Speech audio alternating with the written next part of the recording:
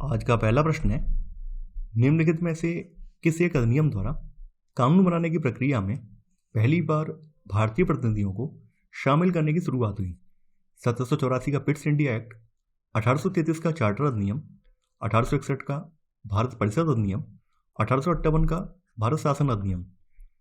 1861 के भारत परिषद अधिनियम के द्वारा कानून बनाने की प्रक्रिया में पहली बार भारतीय प्रतिनिधियों को शामिल करने की शुरुआत हुई। 1862 ईस्वी में लॉर्ड कैनिंग ने 3 भारतीयों, जिसमें बनारस के राजा, पटियाला के महाराजा और सर दिनकर राव, तो इनको इस अधिनियम के तहत विधान परिषद में मनोनीत किया। तो यहां पर आपका सही आंसर होगा पहले का सी वाला। दूसरा प्रश्न है, अभिकथन भारत शासन अधिनियम 1935 में प्रस्तावित संघीय व्यवस्था कभी अस्तित्व में नहीं आ पाई।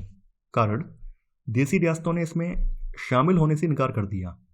आपको यहां पर कूट की सहायता से सही उत्तर का चयन करना है। भारत शासन अधिनियम 1935 में एक अखिल भारतीय संघ बनाने की कल्पना की गई थी। इसके द्वारा प्रांतों में द्वैध शासन को समाप्त कर दिया गया और 3 सूचियों के माध्यम से शक्तियों के बंटवारे का इसमें प्रावधान किया गया। तो यहां पर आपका अभिकथन बिल्कुल सही है। देखिए, यह संघीय व्यवस्था जो है कभी अस्तित्व में नहीं आ पाई क्योंकि देसी रियासतों ने इसमें शामिल होने से इनकार कर दिया। तो यहां पर कारण भी सही है। यहां पर अभिकथन और कारण दोनों ही सही हैं और कारण जो है अभिकथन की सही व्याख्या कर रहा है। तो आंसर होगा आपका सेकंड का ए वाला।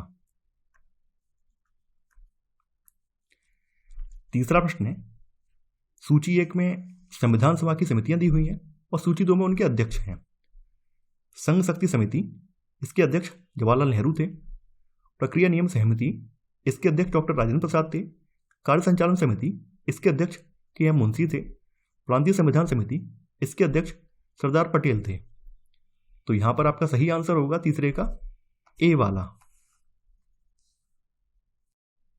चौथा प्रश्न है, संविधान सभा का गठन निम्नलिखित में से किस एक के द्वारा सुझाए गए प्रस्तावों के आधार पर हुआ था? अगस्त प्रस्ताव 1940, क्रिप्स मिशन 1942, बेबिल योजना 1945, कैबिनेट मिशन 1946। संविधान सभा का गठन कैबिनेट मिशन योजना के द्वारा सुझाए गए प्रस्तावों के आधार पर हुआ था। इसकी कुल सदस्य संख्या 389 थी, जिसमें 296 सदस्य ब्रिटिश भारतीय प्रांतों से आते थे, वहीं 93 सदस्य जो हैं देसी रियासतों से आते थे। संविधान सभा का चुनाव अप्रत्यक्ष रूप से जुलाई अगस्त 1940 में हुआ था। तो यहां पर आपका सही आंसर होगा चौथे का डी वाला, यानी कैबिनेट मिशन। पांचवा प्रश्न है, निम्नलिखित युग्मों में से कौन सा एक सही सम्मिलित नहीं है? संविधान सभा की पहली बैठक 9 दिसंबर 1940, उद्देश्य प्रस्ताव का पेश किया जाना 13 दिसंबर 1940, राष्ट्रीय ध्वज को अपनाया जाना 24 जनवरी 1950, डॉक्टर राजेंद्र प्रसाद को भारत का पहला राष्ट्रपति चुना जाना 24 जनवरी 1950। संविधान सभा की पहली बैठक 9 दिसंबर 1940 को हुई थी। इसके अस्थायी अध्यक्ष के रूप में डॉक्टर सच्चिदानंद सिन्हा को चुना गया था। 13 दिसंबर 1940 को नेहरू जी ने उद्देश्य प्रस्ताव पेश किया था। राष्ट्रीय ध्वज को जो है 22 जुलाई 1947 को अपनाया गया है। तो यहां पर आपका सी वाला गलत हो जाएगा। डी वाला कथन सही है। डॉक्टर राजेंद्र प्रसाद को 24 जनवरी 1950 को भारत का पहला राष्ट्रपति चुना गया है। तो यहां पर आपका गलत वाला आंसर होगा पांचवें का सी वाला। छठवां प्रश्न है, भारतीय संविधान के अनुच्छेद 1 में भारत का उल्लेख राज्यों के संघ के रूप में किया गया है। इसका आशय है, भारतीय संघ राज्यों के बीच हुए किसी समझौते का परिणाम नहीं है।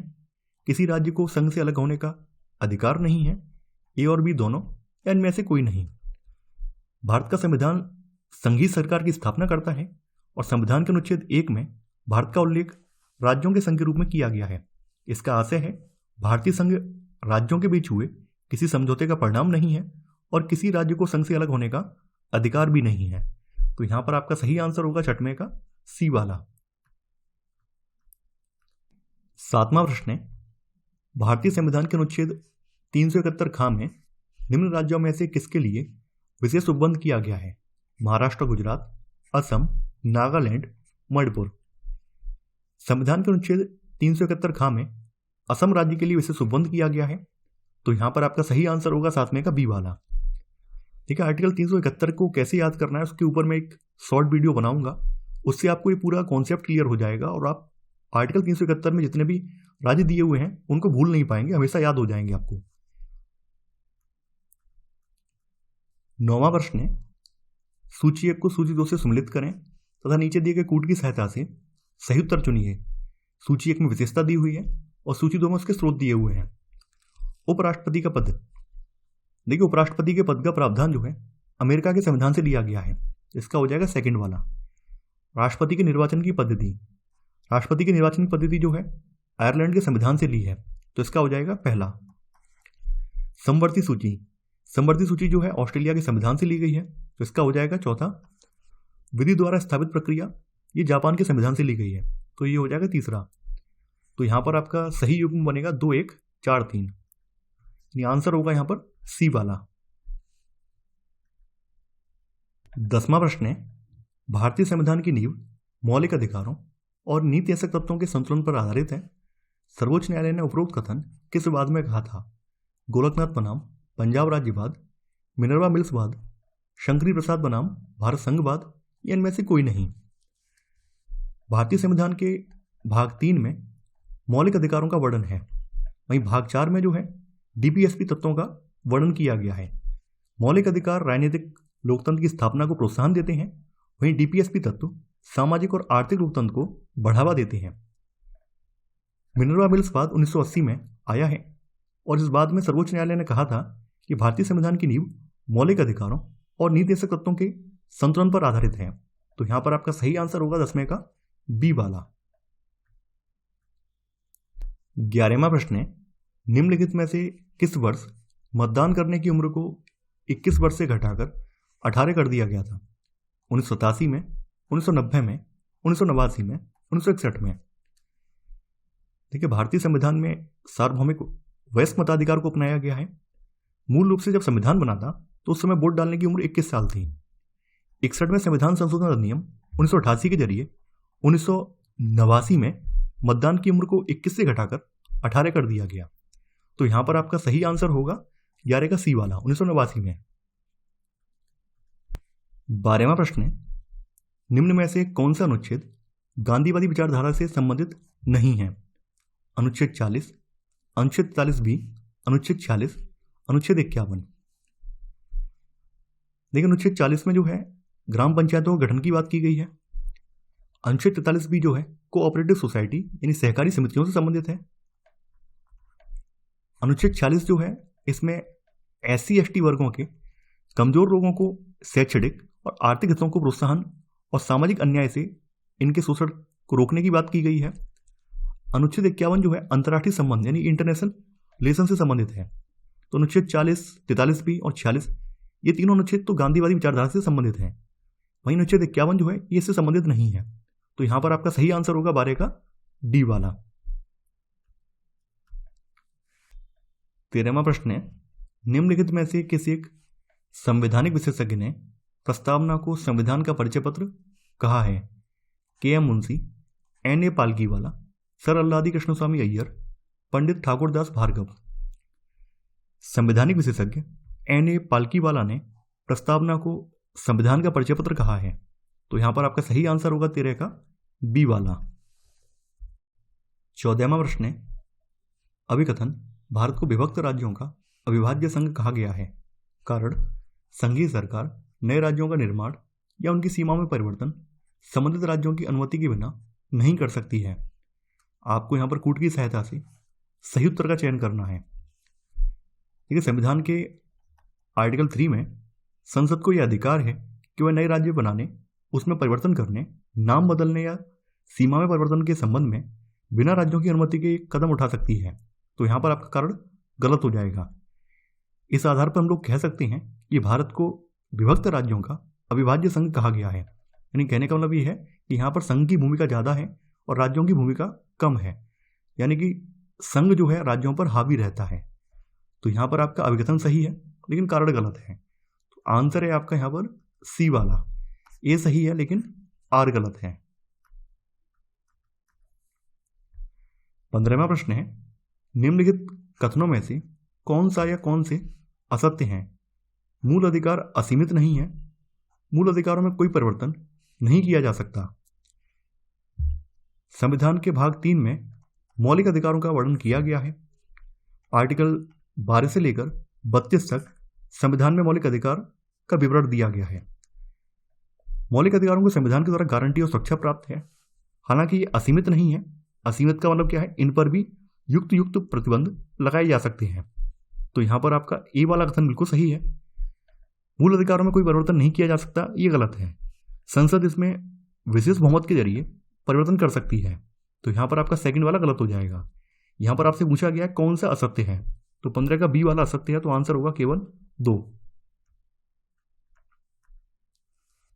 16वां प्रश्न है, परमादेश रिट निम्नलिखित में से किस एक के विरुद्ध जारी नहीं किया जा सकता? सार्वजनिक इकाई, राष्ट्रपति, अधीनस्थ न्यायालय, प्राधिकरण। संविधान के आर्टिकल 32 के तहत सुप्रीम कोर्ट और आर्टिकल 226 के तहत हाई कोर्ट मूल अधिकारों के हनन के मामले में परमादेश रिट जारी कर सकते हैं। परमादेश रिट किसी भी सार्वजनिक इकाई, निगम, अधीनस्थ न्यायालय, प्राधिकरण या सरकार के खिलाफ जारी की जा सकती है। यह रिट जो है निजी व्यक्तियों या इकाई के विरुद्ध या फिर भारत के राष्ट्रपति या राज्यों के राज्यपाल के विरुद्ध जारी नहीं की जा सकती है। तो यहां पर आपका सही आंसर होगा 16 का बी वाला। 17वां प्रश्न है, सत्य कथन या कथनों का चयन कीजिए। भारत में नए राज्य के गठन की शक्ति संसद में है। भारत में एक नया राज्य सृजित करने वाले विधेयक को संसद की 2/3 बहुमत से पास कराना आवश्यक है। देखिए यहां पहला कथन बिल्कुल सही है। भारत में नए राज्य के गठन की शक्ति संसद को प्राप्त है और इस प्रकार के विधेयक को संसद द्वारा सामान्य बहुमत से पारित कराना आवश्यक है। इसके लिए विशेष बहुमत या 2/3 बहुमत की आवश्यकता नहीं होती है। तो यहां पर आपका सेकंड वाला गलत हो जाएगा, केवल पहला वाला सही है। तो सही आंसर है 17 का ए, केवल 1। 18वां प्रश्न है, निम्नलिखित में से कौन सा एक मूल कर्तव्य नहीं है? सार्वजनिक संपत्ति को सुरक्षित रखना, आह्वान किए जाने पर राष्ट्र की सेवा करना, प्राकृतिक पर्यावरण की रक्षा करना, स्मारकों तथा राष्ट्रीय महत्व के स्थानों एवं वस्तुओं का संरक्षण। देखिए संविधान के भाग 4 का में मूल कर्तव्यों के बारे में प्रावधान दिए गए हैं। तो मूल कर्तव्य जो है संविधान के भाग 4 का में अनुच्छेद 51A के तहत वर्णित किए गए हैं। मूल कर्तव्यों को हमारे संविधान में सरदार स्वर्ण सिंह समिति की सिफारिश पर 42वें संविधान संशोधन के जरिए 1976 में शामिल किया गया था। मूल रूप से इनकी संख्या 10 थी। 86वें संविधान संशोधन 2002 के जरिए इनकी संख्या जो है बढ़ाकर 11 कर दी गई। यानी सन 2002 में इसमें एक तत्व और जोड़ा गया और वर्तमान इनकी संख्या 11 हो गई है। तो मूल कर्तव्यों में सार्वजनिक संपत्ति को सुरक्षित रखना, आह्वान किए जाने पर राष्ट्र की सेवा करना, प्राकृतिक पर्यावरण की रक्षा करना, ये सब शामिल हैं। वहीं स्मारकों और राष्ट्रीय महत्व के स्थानों और वस्तुओं का संरक्षण ये DPSP के अंतर्गत आता है। यानी ये जो है अनुच्छेद 49 के अंतर्गत एक नीतिशक तत्व है। तो यहां पर आपका डी वाला गलत हो जाएगा। तो यहां पर आपका सही आंसर है 18 का डी वाला। 19वां प्रश्न है, निम्नलिखित पर विचार कीजिए। संविधान का संघीय स्वरूप, संसदीय प्रणाली, कल्याणकारी राज्य, न्यायिक समीक्षा, कानून का शासन। उपरोक्त में से कौन सा या कौन से संविधान की मूल संरचना के तत्व हैं, ये आपको बताना है। देखिए जैसा कि आप लोग जानते हैं, केशवानंद भारतीयवाद 1973 में सुप्रीम कोर्ट ने संविधान की मूल संरचना का सिद्धांत दिया था।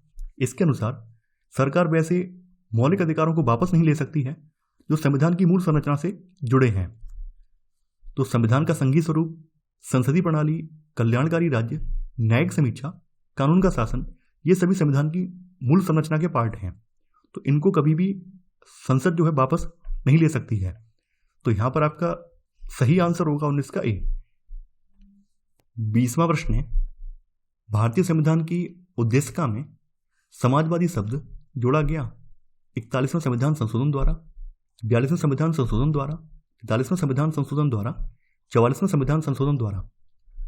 भारतीय संविधान की उद्देशिका या प्रस्तावना में 42वें संविधान संशोधन अधिनियम 1976 के द्वारा प्रस्तावना में 3 शब्द जोड़े गए, जिसमें समाजवादी, अखंडता और पंथ निरपेक्ष शामिल हैं। अखंडता और पंथ निरपेक्ष। तो यहां पर आपका सही आंसर होगा यहां पर 20 का बी वाला। 21वां प्रश्न है, निम्नलिखित कथनों में कौन सा सही है? भारत में संघीय सरकार की व्यवस्था है, केंद्र तथा राज्यों के मध्य समस्त शक्तियां विधायी, कार्यपालिका, वित्तीय एवं न्यायिक विभाजित हैं। आपको यहां पर कूट का प्रयोग करके सही उत्तर का चयन करना है। भारतीय संविधान में सरकार के संघीय स्वरूप को अपनाया गया है, जिसमें केंद्र और राज्यों के मध्य विधायी, कार्यपालिका और वित्तीय शक्तियों का विभाजन है, जबकि न्यायिक शक्तियों का विभाजन इसमें नहीं है, क्योंकि हमारे भारत में एकल न्यायिक व्यवस्था को अपनाया गया है। अर्थात हमारे भारत के राज्य जो है अपनी अलग से न्यायपालिका स्थापित नहीं कर सकते हैं। तो यहां पर आपका पहला वाला सही है, लेकिन सेकंड वाला गलत है। तो आंसर है किसका? ए, केवल एक। 22वां प्रश्न है, निम्नलिखित में से किस संविधान संशोधन द्वारा लोकसभा एवं राज्य विधानसभा में आंग्ल भारतीय समुदाय के प्रतिनिधित्व संबंधी प्रावधान को समाप्त कर दिया गया? 104वां संविधान संशोधन, 103वां संविधान संशोधन, 102वां संविधान संशोधन, 101वां संविधान संशोधन। 104वें संविधान संशोधन अधिनियम 2019 के जरिए लोकसभा और राज्य विधानसभा में आंग्ल भारतीय समुदाय के सदस्यों का प्रतिनिधित्व समाप्त कर दिया गया। तो यहां पर आपका सही आंसर होगा 22 का ए वाला। 23वां प्रश्न है, 26 जनवरी 1950 को भारतीय संविधान में मूल कर्तव्यों की संख्या थी 10, 11, 5 या इनमें से कोई नहीं। जैसा कि आप लोग जानते हैं, भारतीय संविधान में मूल रूप से कोई मूल कर्तव्य शामिल नहीं किए गए थे। इनको 42वें संविधान संशोधन अधिनियम 1976 के जरिए सरदार स्वर्ण सिंह समिति की सिफारिश पर भारतीय संविधान के भाग 4 का में अनुच्छेद 51(a) के तहत शामिल किया गया, यानी ये मूल संविधान के पार्ट नहीं थे। तो यहां पर आपका आंसर होगा 23 का डी, इनमें से कोई नहीं। 24वां प्रश्न है, भारतीय संविधान में राष्ट्रीय महत्व के स्मारकों, स्थानों और वस्तुओं के संरक्षण से संबंधित अनुच्छेद है? अनुच्छेद 29, अनुच्छेद 49, अनुच्छेद 46, अनुच्छेद 48 का। देखिए, भारतीय संविधान में डीपीएसपी के अंतर्गत राष्ट्रीय महत्व के स्मारकों, स्थानों और वस्तुओं के संरक्षण से संबंधित अनुच्छेद 49 है। वहीं अनुच्छेद 29 जो है ये अल्पसंख्यक वर्गों के हितों का संरक्षण, अनुच्छेद 46 जो है इसमें अनुसूचित जातियों, अनुसूचित जनजातियों और अन्य दुर्बल वर्गों की शिक्षा और अर्थ संबंधी हितों की अभिवृद्धि का प्रावधान है। अनुच्छेद 48 का में पर्यावरण का संरक्षण और संवर्धन और वन एवं वन जीवों की रक्षा की बात की गई है। तो यहां पर आपका सही आंसर है 24 का बी वाला। 25वां प्रश्न है, राज्य के नीति निर्देशक तत्वों की प्रकृति है? सकारात्मक, नकारात्मक, अंशतः सकारात्मक, सकारात्मकता का गुण लिए हुए नकारात्मक। देखिए, जो आपके डीपीएसपी हैं इनकी प्रकृति सकारात्मक है। सकारात्मक का मतलब ये है कि ये बाध्यकारी नहीं है राज्य पर, इसलिए सकारात्मक माने गए हैं।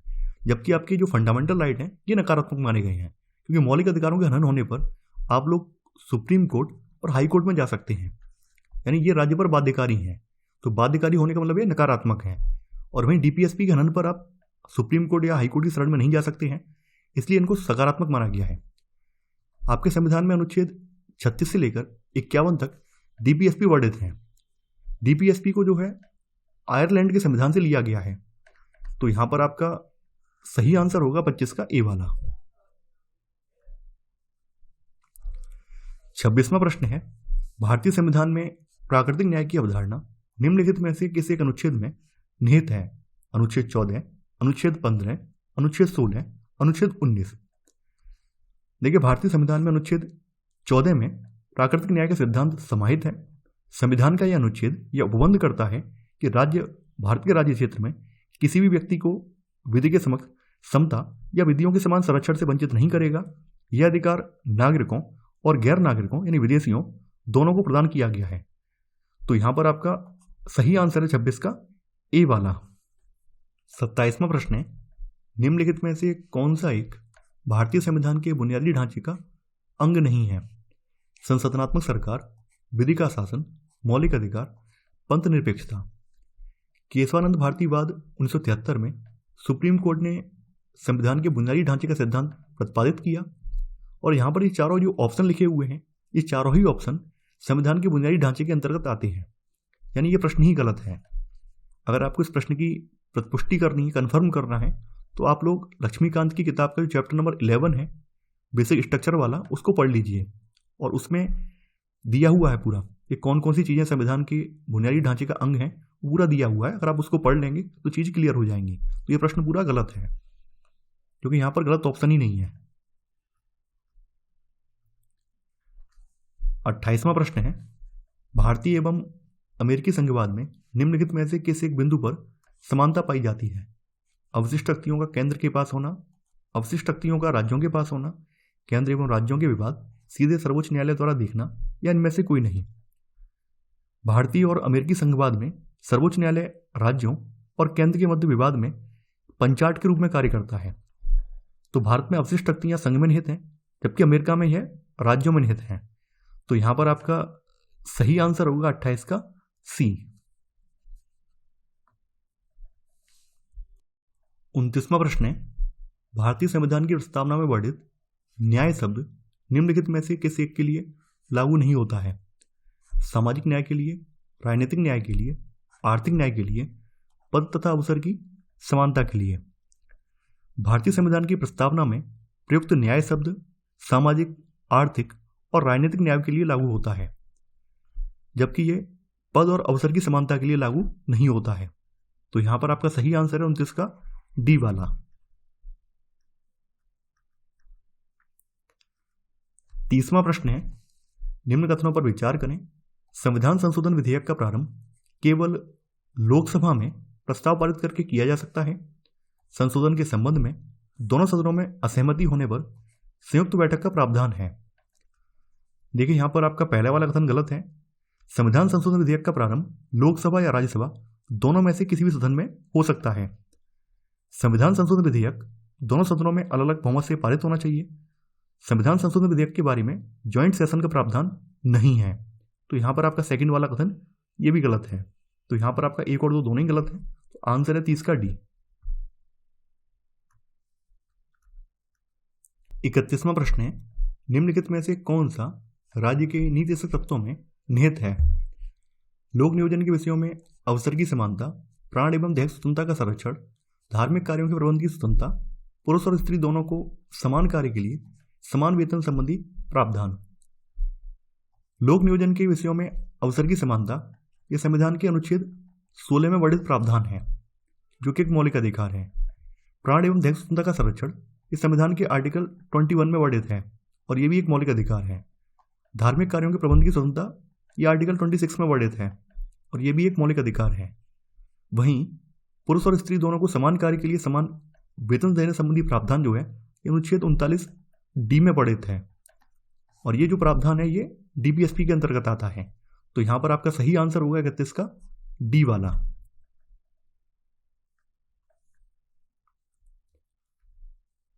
32वां प्रश्न है, निम्नलिखित युग्मों में से कौन सा एक सही सुमेलित नहीं है? सरकारी नौकरी में अवसर की समानता, केवल भारतीय नागरिकों को प्राप्त, नए राज्यों का निर्माण, संसद की शक्ति, राज्य के नाम में परिवर्तन, राज्य विधानसभा की शक्ति, कानून के समक्ष समानता, नागरिकों और गैर नागरिकों को प्राप्त। देखिए सरकारी नौकरी में अवसर की समानता ये जो उपबंध है ये केवल भारतीय नागरिकों को प्राप्त है। नए राज्यों के निर्माण की शक्ति जो है संसद की शक्ति है। राज्य के नाम में परिवर्तन, तो देखिए राज्य के नाम अथवा क्षेत्र में परिवर्तन भारत की संसद विधि बनाकर कर सकती है।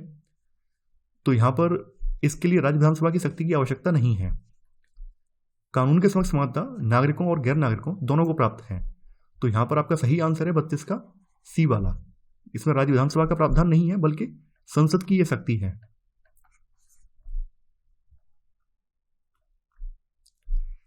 33वां प्रश्न है, निम्नलिखित में से कौन सा या कौन से अनुच्छेद केंद्र में संसदीय व्यवस्था का उपबंध करता है या करते हैं? अनुच्छेद 74, अनुच्छेद 75, ए और बी दोनों या इनमें से कोई नहीं। भारतीय संविधान के अनुच्छेद 74 और अनुच्छेद 75 केंद्र में संसदीय व्यवस्था का उपबंध करते हैं। संसदीय सरकार को कैबिनेट सरकार या उत्तरदायी सरकार भी कहा जाता है। तो यहां पर आपका सही आंसर होगा 33 का सी वाला, ए और बी दोनों। 34वां प्रश्न है, निम्नलिखित में से कौन सा या कौन से संसदीय व्यवस्था की प्रमुख विशेषता या विशेषताएं हैं? सामूहिक उत्तरदायित्व, दोहरी सस्ता, नाभिक एवं वास्तविक कार्यपालिका, कूट की सहायता से आपको सही उत्तर का चयन करना है। भारत का संविधान केंद्र और राज्य दोनों में सरकार के संसदीय स्वरूप की व्यवस्था करता है। संसदीय सरकार को उत्तरदायी सरकार के रूप में भी जाना जाता है। संसदीय सरकार की विशेषताओं में नाभिक एवं वास्तविक कार्यपालिका, बहुमत प्राप्त दल का शासन, सामूहिक उत्तरदायित्व, राजनीतिक एकरूपता, दोहरी सदस्यता, गोपनीयता, निचले सदन का विघटन, ये सब शामिल हैं। तो यहां पर आपका आंसर होगा डी वाला।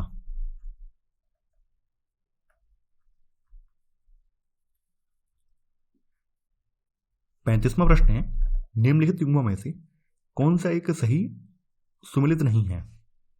अनुच्छेद 26 धार्मिक कार्यों के प्रबंध की स्वतंत्रता, अनुच्छेद 29 अल्पसंख्यक वर्ग के हितों का संरक्षण, अनुच्छेद 27 किसी विशिष्ट धर्म की अभिवृद्धि के लिए करों के संदाय के बारे में स्वतंत्रता, अनुच्छेद 30 कुछ शिक्षा संस्थानों में धार्मिक उपासना में उपस्थित होने के बारे में स्वतंत्रता। देखिए यहां पर आपका जो अनुच्छेद 26 है ये बिल्कुल सही है, इसके बारे में हम लोग डिस्कस कर चुके हैं। अनुच्छेद 29 जो है अल्पसंख्यक वर्ग के हितों का संरक्षण करता है। वहीं अनुच्छेद 27 जो है किसी विशिष्ट धर्म की अभिवृद्धि के लिए करों के संदाय के बारे में स्वतंत्रता देता है। अनुच्छेद 30 जो है इसके अंतर्गत शिक्षा संस्थानों की स्थापना और प्रशासन करने का अल्पसंख्यक वर्गों को अधिकार दिया गया है। तो यहाँ पर आपका डी वाला गलत हो जाएगा। देखिए ये जो प्रावधान है ये आर्टिकल 28 का प्रावधान है। आर्टिकल 28 में कुछ शिक्षा संस्थाओं में धार्मिक शिक्षा या धार्मिक उपासना से उपस्थिति होने के बारे में स्वतंत्रता दी गई है। तो यहां पर आपका गलत वाला आंसर है डी वाला। 36वां प्रश्न है, अभिकथन आइवर जेनिंग्स ने संसदीय व्यवस्था को कैबिनेट व्यवस्था कहा है, कारण संसदीय व्यवस्था में शक्ति का केंद्र बिंदु कैबिनेट ही होता है। आपको यहां पर कूट की सहायता से सही उत्तर का चयन करना है। आइवर जेनिंग्स ने संसदीय व्यवस्था को कैबिनेट व्यवस्था कहा है, यहां पर अभिकथन बिल्कुल सही है। संसदीय व्यवस्था में शक्ति का केंद्र बिंदु कैबिनेट ही होता है। इस व्यवस्था में कैबिनेट यानी वास्तविक कार्यपालिका संसद के प्रति उत्तरदायी होता है और इनका कार्यकाल तब तक चलता रहता है जब तक इन्हें संसद का विश्वास प्राप्त है। तो यहां पर आपका अभिकथन और कारण दोनों ही सही है और कारण जो है ये अभिकथन की सही व्याख्या भी कर रहा है। तो आंसर होगा यहां पर ए वाला। 37वां प्रश्न है, निवारक निरोध के संदर्भ में निम्नलिखित कथनों में से कौन सा या कौन से सत्य हैं? इसका उद्देश्य किसी भी व्यक्ति को अपराध करने से रोकना है। सरकार इसके तहत व्यक्ति को केवल अधिकतम 4 महीने तक अभिरक्षा में निरुद्ध कर सकती है। भारतीय संविधान के अनुच्छेद 22 में निवारक निरोध के बारे में प्रावधान दिए गए हैं। निवारक निरोध कानून के अंतर्गत किसी व्यक्ति को अपराध करने से पूर्व ही गिरफ्तार किया जाता है। इसका उद्देश्य व्यक्ति को अपराध करने से रोकना है। तो यहां पर आपका पहला वाला कथन बिल्कुल सही है। सरकार इसके तहत व्यक्ति को केवल 4 महीने नहीं बल्कि 3 महीने तक अभिरक्षा में निरुद्ध कर सकती है। तो यहां पर आपका सेकंड वाला गलत हो जाएगा। यहां पर आपका केवल पहला वाला सही है। तो सही आंसर होगा 37 का ए, केवल एक। 38वां प्रश्न है, भारतीय संविधान के किस भाग एवं अनुच्छेद में संविधान संशोधन की प्रक्रिया वर्णित है? भाग 19 अनुच्छेद 370, भाग 20 अनुच्छेद 368, भाग 11 अनुच्छेद 367, भाग 21 अनुच्छेद 378।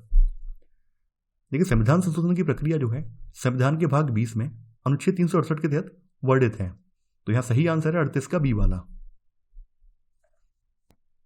39वां प्रश्न है, निम्नलिखित में से कौन सा एक अध्यक्षात्मक शासन प्रणाली की प्रमुख विशेषता नहीं है? राष्ट्रपति की वास्तविक सत्ता, महाभियोग की प्रक्रिया, सामूहिक उत्तरदायित्व, एकल कार्यपालिका। देखिए राष्ट्रपति की वास्तविक सत्ता ये भी अध्यक्षात्मक शासन की विशेषता है। महाभियोग की प्रक्रिया ये भी विशेषता है। एकल कार्यपालिका ये भी विशेषता है। सामूहिक उत्तरदायित्व जो है इस संसदीय व्यवस्था की विशेषता है, न कि अध्यक्षात्मक की। तो यहां पर आपका सी वाला जो है गलत हो जाएगा। तो सही आंसर है 39 का सी वाला। 40वां प्रश्न है, भारतीय संविधान का कौन सा अनुच्छेद स्कूलों में मिड डे मील कार्यक्रम के लिए प्रेरणा स्रोत है? अनुच्छेद 44, अनुच्छेद 45, अनुच्छेद 43 से अनुच्छेद 47। ये बहुत इंपॉर्टेंट प्रश्न है, ये कई बार पूछा भी गया है। देखिए आर्टिकल 47 के अनुसार राज्य का यह प्राथमिक कर्तव्य है कि वह लोगों के पोषाहार स्तर और जीवन स्तर को ऊंचा उठाने और लोक स्वास्थ्य को सुधारने का प्रयास करेगा। साथ ही मादक पदार्थों और स्वास्थ्य के लिए हानिकारक औषधियों के प्रयोग पर प्रतिषेध लगाएगा। तो यहां पर आपका सही आंसर है 40 का डी वाला। 41वां प्रश्न है, निम्नलिखित में से किस वाद में उच्चतम न्यायालय द्वारा यह निर्धारित किया गया था कि उद्देश्य का संविधान का अंग नहीं है? केशवानंद भारतीवाद, बेरुवारीवाद, मिनर्वा मिल्सवाद, गोलकनाथवाद। बेरुवारीवाद जो कि 1960 में हुआ था, इसमें सुप्रीम कोर्ट द्वारा यह निर्धारित किया गया था कि उद्देश्य का संविधान का अंग नहीं है। तो यहां पर आपका सही आंसर होगा 41 का बी वाला। वहीं 1973 में केशवानंद भारतीवाद में उच्चतम न्यायालय ने उद्देशिका को संविधान का अभिन्न अंग माना है। 42वां प्रश्न है, भारतीय संविधान की प्रस्तावना में वर्णित शब्द स्वतंत्रता का आशय कितने प्रकार की स्वतंत्रता से है? 4, 6, 3, 5। हमारे संविधान की प्रस्तावना में 5 प्रकार की स्वतंत्रता की बात की गई है, जिसमें विचार की स्वतंत्रता है, विचार के अलावा अभिव्यक्ति आ जाती है, अभिव्यक्ति के अलावा विश्वास आ जाता है, और विश्वास के अलावा धर्म है और उपासना है। धर्म और उपासना, तो 5 प्रकार की स्वतंत्रता की बात संविधान की प्रस्तावना में की गई है। तो यहां पर आपका सही आंसर होगा 42 का डी वाला। 43वां प्रश्न है, समान न्याय एवं निःशुल्क विधिक सहायता से संबंधित नीतिशक तत्व किस अनुच्छेद के अंतर्गत वर्णित है? अनुच्छेद 39 का, अनुच्छेद 37, अनुच्छेद 43 का, अनुच्छेद 44। देखिए, अनुच्छेद 39 का समान न्याय और निःशुल्क विधिक सहायता से संबंधित डीपीएसपी का तत्व है। तो यहां पर आपका ए वाला कथन यहां पर बिल्कुल सही है। वहीं अनुच्छेद 37 निःशुल्क तत्व देश के शासन में मूलभूत हैं। अनुच्छेद 43 का उद्योग के प्रबंधन में कर्मकारों का भाग लेना इसमें आ जाता है। अनुच्छेद 44 में समान नागरिक संहिता या फिर यूनिफॉर्म सिविल कोड की बात की गई है। तो यहां पर हमारा सही आंसर होगा 43 का ए वाला। 44वां प्रश्न है, भारतीय संविधान में राज्यपाल द्वारा राष्ट्रपति के विचारार्थ विधेयक सुरक्षित रखना किस देश के संविधान से लिया गया है? Australia, Canada, France, Ireland. राज्यपाल द्वारा राष्ट्रपति के विचारार्थ विधेयक को सुरक्षित रखना यह कनाडा के संविधान से लिया गया है। वहीं ऑस्ट्रेलिया के संविधान से प्रस्तावना की भाषा, समवर्ती सूची, केंद्र राज्य संबंध और शक्तियों का विभाजन लिया गया है। फ्रांस के संविधान से गणतंत्रात्मक शासन प्रणाली ली गई है। आयरलैंड के संविधान से राज्य के नीतिशक तत्व, राज्य में विभिन्न क्षेत्रों में मनोनीत सदस्य और राष्ट्रपति का निर्वाचक मंडल जो है, ये आयरलैंड के संविधान से लिया गया है। तो हमारा सही आंसर होगा 44 का बी वाला। 45वां प्रश्न है, निम्नलिखित में से किस एक संविधान संशोधन द्वारा सरकारी नहीं बल्कि सहकारी समितियों से संबंधित, यहाँ पे सहकारी आएगा, सहकारी समितियों से संबंधित एक नया नीतिशक तत्व जोड़ा गया? 97वां संविधान संशोधन, 98वां संविधान संशोधन, 91वां संविधान संशोधन, 93वां संविधान संशोधन। 97वें संविधान संशोधन अधिनियम 2011 के जरिए डीपीएसपी में एक नया अनुच्छेद 43B जोड़ा गया और इसके अंतर्गत सहकारी समितियों को रखा गया। तो यहां पर आपका सही आंसर होगा 45 का ए वाला। 46वां प्रश्न है, निम्नलिखित में से कौन सा एक नीतिशक तत्व की मूल विशेषता नहीं है? इनकी प्रकृति सकारात्मक है, ये समुदाय कल्याण को प्रोत्साहित करते हैं, ये स्वतः लागू नहीं होते हैं, ये न्यायोचित होते हैं। देखिए, यहाँ पहला कथन बिल्कुल सही है। डीपीएसपी की प्रकृति सकारात्मक है, वहीं मौलिक अधिकारों की नकारात्मक है। डीपीएसपी समुदाय कल्याण को प्रोत्साहित करते हैं, डीपीएसपी स्वतः लागू नहीं होते हैं। देखिए, ये डी वाला गलत है। आपके जो मौलिक अधिकार हैं वो न्यायोचित हैं, यानी मौलिक अधिकारों का हनन होने पर आप अनुच्छेद 32 के तहत सुप्रीम कोर्ट की शरण में, अनुच्छेद 226 के तहत आप हाई कोर्ट की शरण में जा सकते हैं। वहीं डीपीएसपी के हनन को लेकर ऐसा कोई प्रावधान संविधान में वर्णित नहीं है। तो यहां पर आपका गलत वाला आंसर होगा 46 का डी वाला। 47वां प्रश्न है, 61वें संविधान संशोधन से पूर्व आम चुनावों के लिए मतदान की न्यूनतम आयु कितने वर्ष थी? 18 वर्ष, 21 वर्ष, 25 वर्ष, 19 वर्ष। देखिए, जब हमारा मूल संविधान बनकर तैयार हुआ था तो उस समय मतदान करने की उम्र 21 साल थी।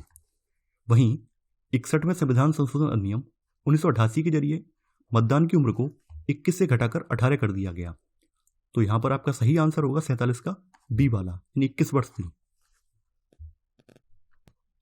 48वां प्रश्न है, निम्नलिखित में से किन अनुच्छेदों के अंतर्गत संघ एवं इसके क्षेत्रों के संबंध में चर्चा की गई है? अनुच्छेद 1 से 4, अनुच्छेद 2 से 5, अनुच्छेद 1 से 6, अनुच्छेद 3 से 6। भारतीय संविधान के अनुच्छेद 1 से 4 के अंतर्गत संघ एवं इसके क्षेत्रों के संबंध में चर्चा की गई है। अनुच्छेद 1 में यह वर्णित है कि इंडिया यानी भारत राज्यों के समूह के बजाय राज्यों का संघ होगा। तो यहां पर सही आंसर होगा 48 का ए वाला।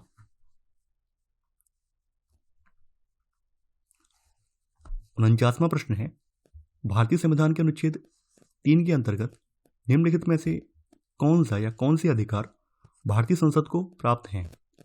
नए राज्यों का निर्माण, राज्यों के क्षेत्रों, सीमाओं एवं नाम में परिवर्तन, विधान परिषद एवं विधानसभा का गठन। आपको यहां पर कूट की सहायता से सही उत्तर का चयन करना है। भारतीय संविधान के अनुच्छेद 3 के अंतर्गत नए राज्यों का निर्माण, उनके क्षेत्रों, सीमाओं और उनके नाम में परिवर्तन का अधिकार भारतीय संसद को प्राप्त है। वहीं अनुच्छेद 2 के तहत भारतीय संघ में नए राज्यों के प्रवेश या स्थापना की शक्ति भी संसद को प्रदान की गई है। तो विधान परिषद और विधानसभा का गठन अनुच्छेद 3 में नहीं आता है। तो यहां पर आपका सही आंसर होगा 49 का ए वाला, यानी 1 और 2।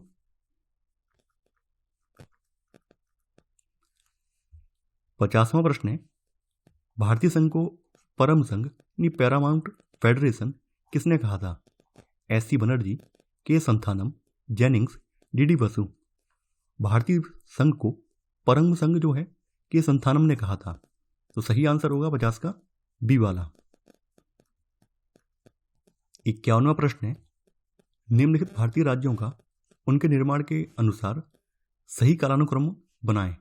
हिमाचल प्रदेश, अरुणाचल प्रदेश, नागालैंड, सिक्किम। आपको यहाँ पर कूट की सहायता से सही उत्तर का चयन करना है। देखिए मैंने जैसा कि आपको बताया था, पूरी पॉलिटी में मैंने केवल 2 जगह ट्रिक का इस्तेमाल किया है। एक तो मैंने अनुच्छेद 371 को याद करने में, और दूसरा राज्यों का निर्माण का कालक्रम याद करने के लिए मैंने ट्रिक का इस्तेमाल किया है। इसके लिए भी एक ट्रिक है। इसके लिए मैंने ट्रिक बनाई है मनाह,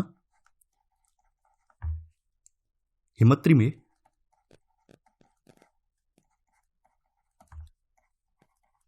सिमी एगो।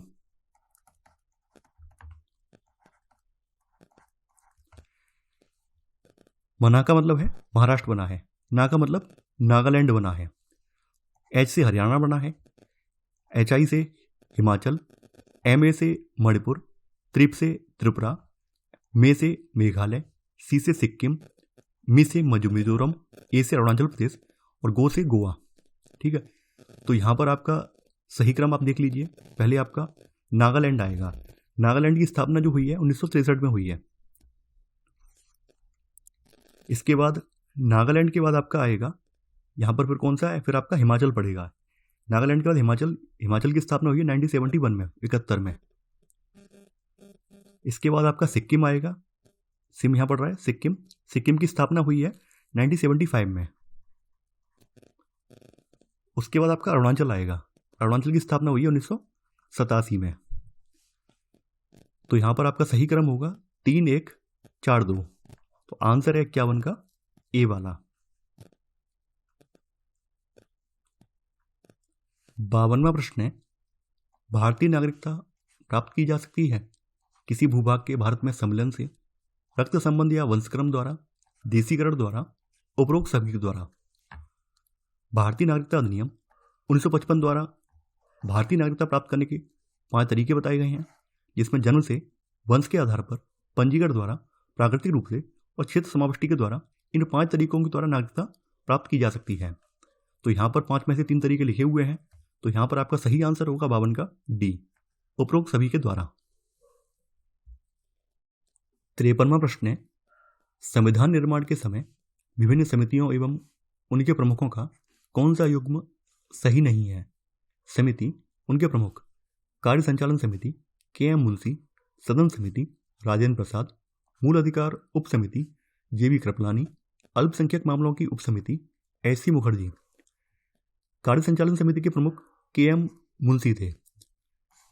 सदन समिति के प्रमुख राजेंद्र प्रसाद नहीं थे, बल्कि पट्टाभी सीतारमैया थे। तो यहाँ पर मैं केवल पट्टाभी लिख दे रहा हूँ, आप समझ जाएंगे पट्टाभी सीतारमैया हैं इसके। मूल अधिकार उप समिति के प्रमुख जो थे जे.बी. कृपलानी थे।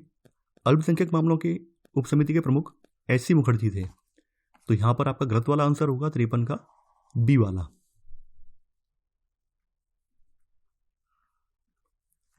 चौवनवा प्रश्न है, संघीय क्षेत्रों के प्रशासन से संबंधित प्रावधान का वर्णन है अनुच्छेद 239 में, अनुच्छेद 262 में, अनुच्छेद 230 में, अनुच्छेद 235 में।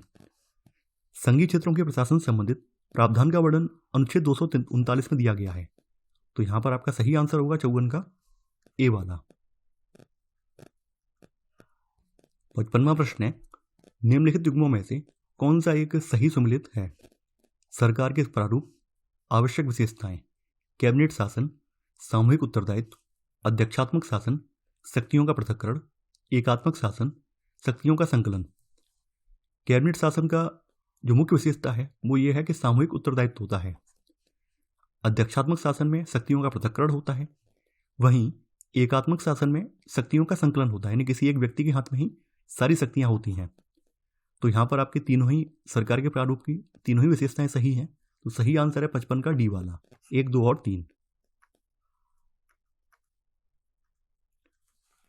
56वां प्रश्न है, निम्नलिखित में से कौन सा या कौन से भारतीय संविधान में संशोधन की प्रक्रिया के अंतर्गत सम्मिलित हैं? संसद के साधारण बहुमत द्वारा, संसद में उपस्थित सदस्यों के 2/3 बहुमत द्वारा, संसद में उपस्थित सदस्यों के 2/3 बहुमत एवं कम से कम आधे राज्यों की विधानमंडल की स्वीकृति द्वारा। देखिए, अनुच्छेद 368 में संविधान संशोधन की प्रक्रिया का वर्णन है और यहाँ पर जितनी प्रक्रियाएं बताई गई हैं, साधारण बहुमत या उपस्थित सदस्यों का 2/3 बहुमत या फिर जो विशेष बहुमत है जिसमें उपस्थित सदस्यों के 2/3 बहुमत जो कि संसद में उपस्थित हैं और कम से कम आधे राज्यों की विधानमंडल की स्वीकृति, ये भी प्रावधान अनुच्छेद 368 में है। ये तीनों ही प्रावधान जो है अनुच्छेद 368 में वर्णित हैं। तो यहाँ पर आपका सही आंसर होगा ए, 1, 2 और 3। 57वां प्रश्न है, भारतीय शासन व्यवस्था में संघवाद का कौन सा स्वरूप प्रदर्शित होता है? संघर्षात्मक संघवाद, केंद्रीकृत संघवाद, सहकारी संघवाद, सौदेबाजी संघवाद।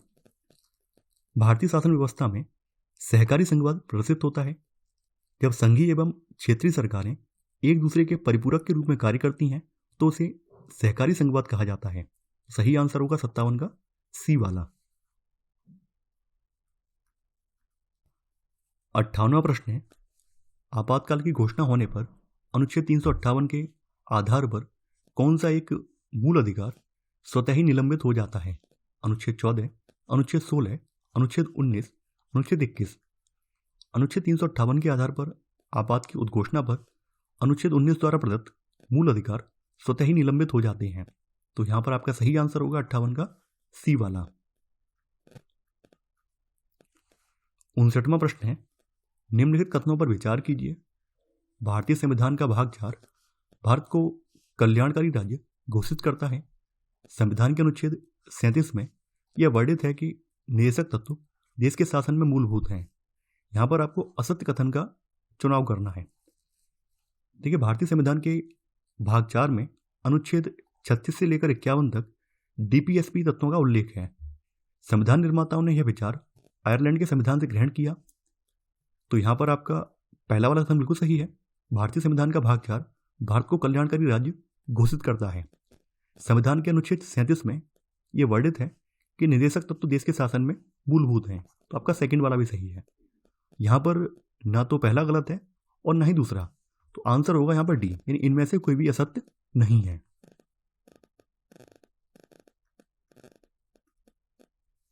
60वां प्रश्न है, निम्नलिखित में से कौन सा एक भारतीय संविधान की प्रस्तावना में सम्मिलित नहीं है? सामाजिक, आर्थिक एवं राजनीतिक न्याय, प्रतिष्ठा एवं अवसर की समानता, विचार, अभिव्यक्ति, विश्वास एवं उपासना की स्वतंत्रता, पुरुष, स्त्री तथा बच्चों की शिक्षा। देखिए, भारतीय संविधान की प्रस्तावना में 3 प्रकार के न्याय की बात की गई है। इसमें सामाजिक, आर्थिक और राजनीतिक न्याय है। 2 प्रकार की समानता की बात की गई है, प्रतिष्ठा और अवसर की समानता है। 5 प्रकार की स्वतंत्रता की बात की गई है। तो यहाँ पर विचार, अभिव्यक्ति, विश्वास और उपासना की स्वतंत्रता है, लेकिन इसमें पुरुष, स्त्री और बच्चों की शिक्षा की बात यहाँ पर नहीं है। तो यहाँ पर आपका गलत वाला आंसर होगा 60 का डी वाला।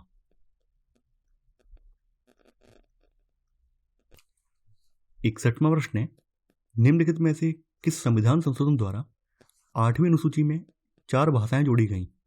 72वें संविधान संशोधन द्वारा, 25वें संविधान संशोधन द्वारा, 91वें संविधान संशोधन द्वारा, 92वें संविधान संशोधन द्वारा। देखिए, 92वें संविधान संशोधन अधिनियम 2003 के द्वारा भारतीय संविधान की 8वीं अनुसूची में 4 भाषाएं, इसमें बोडो, संथाली, डोगरी और मैथिली, इनको जोड़ा गया। तो यहां पर आपका सही आंसर होगा 61 का डी वाला। 62वां प्रश्न है, निम्नलिखित युग्मों में से कौन सा एक सही सुमेलित है? सेवाओं पर कर का प्रावधान, 88वां संविधान संशोधन, अनुसूचित जाति आयोग का गठन, 61वां संविधान संशोधन, मेघालय राज्य की स्थापना, 28वां संविधान संशोधन, नगर निगम नगरपालिका की स्थापना, 73वां संविधान संशोधन। देखिए, सेवाओं पर कर का प्रावधान ये 88वें संविधान संशोधन अधिनियम के द्वारा किया गया। अनुसूचित जाति आयोग का गठन 89वें संविधान संशोधन अधिनियम के द्वारा किया गया। तो यहाँ पर आपका बी वाला गलत है। मेघालय राज्य की स्थापना जो है ये 22वें संविधान संशोधन अधिनियम के जरिए हुई है। तो यहाँ पर आपका सी वाला भी गलत है। नगर निगम नगरपालिका की स्थापना 74वें संविधान संशोधन के द्वारा हुई है, ना कि 73वें के जरिए। तो यहाँ पर आपका सही वाला आंसर होगा केवल 62 का ए। 63वां प्रश्न है, भारतीय एवं ब्रिटिश संसदीय प्रणाली में प्रमुख अंतर है? न्यायिक पुनरावलोकन की प्रणाली, सामूहिक उत्तरदायित्व, द्विसदनी विधायिका, वास्तविक एवं नाम मात्र की कार्यपालिका। ब्रिटिश संसदीय प्रणाली में न्यायिक पुनरावलोकन की व्यवस्था नहीं है, जबकि भारतीय संसदीय प्रणाली में न्यायिक पुनरावलोकन विद्यमान है। सामूहिक उत्तरदायित्व, द्विसदनी विधायिका, वास्तविक एवं नाम मात्र की कार्यपालिका, ये ब्रिटिश एवं भारत दोनों संसदीय प्रणालियों में विद्यमान है। तो यहां पर आपका गलत वाला आंसर होगा 63 का ए वाला। 64वां प्रश्न है, निम्नलिखित में से किस एक अनुच्छेद के अंतर्गत शिक्षण संस्थानों में अन्य पिछड़े वर्ग, अनुसूचित जाति या अनुसूचित जनजाति हेतु आरक्षण की व्यवस्था की गई है? अनुच्छेद 15(4), अनुच्छेद 15(5), अनुच्छेद 16(4), अनुच्छेद 16(5). देखिए, अनुच्छेद 15(5) के अंतर्गत शिक्षण संस्थानों में अन्य पिछड़े वर्ग यानी ओबीसी, अनुसूचित जाति, अनुसूचित जनजाति हेतु आरक्षण की व्यवस्था की गई है। इसमें गैर सरकारी और गैर अनुदान प्राप्त संस्थान भी शामिल हैं। तो यहां पर आपका सही आंसर होगा 64 का बी वाला। 65वां प्रश्न है, अभिकथन मूल अधिकारों के संरक्षण का अधिकार स्वयं में ही मूल अधिकार है। कारण अनुच्छेद 32 संवैधानिक उपचार का अधिकार प्रदान करता है। आपको यहां पर कूट की सहायता से सही उत्तर का चयन करना है। देखिए, अभिकथन बिल्कुल सही है।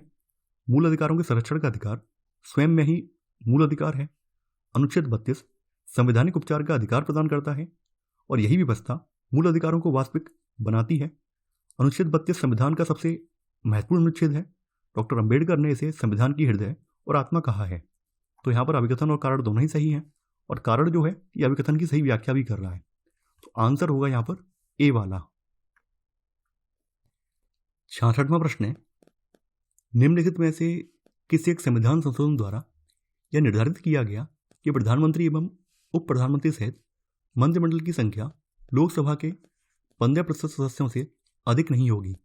81वां संविधान संशोधन, 82वां संविधान संशोधन, 93वां संविधान संशोधन, 91वां संविधान संशोधन। देखिए, 91वें संविधान संशोधन द्वारा यह निर्धारित किया गया कि प्रधानमंत्री एवं उप प्रधानमंत्री सहित मंत्रिमंडल की संख्या लोकसभा के 15% सदस्यों से अधिक नहीं होगी। तो यहां पर आपका सही आंसर है 66 का डी वाला। 67वां प्रश्न है, भारतीय संविधान में वर्णित संरचनात्मक भेदभाव का मुख्य उद्देश्य है? वर्ग हित का संवर्धन करना, गरीबों को आर्थिक सहायता प्रदान करना, सुविधा वंचित समूह को समाज के अन्य वर्गों के साथ बराबरी की स्पर्धा में लाने हेतु किया गया प्रयास, किसी खास वर्ग को विशिष्ट सेवाएं प्रदान करना। संरचनात्मक भेदभाव का मुख्य उद्देश्य किसी सुविधा वंचित समूह को उस स्तर तक उठाने से है जहां से वह समाज के अन्य वर्गों के साथ बराबर की प्रतिस्पर्धा में आ सके। तो यहां पर आपका सही आंसर होगा 67 का सी वाला।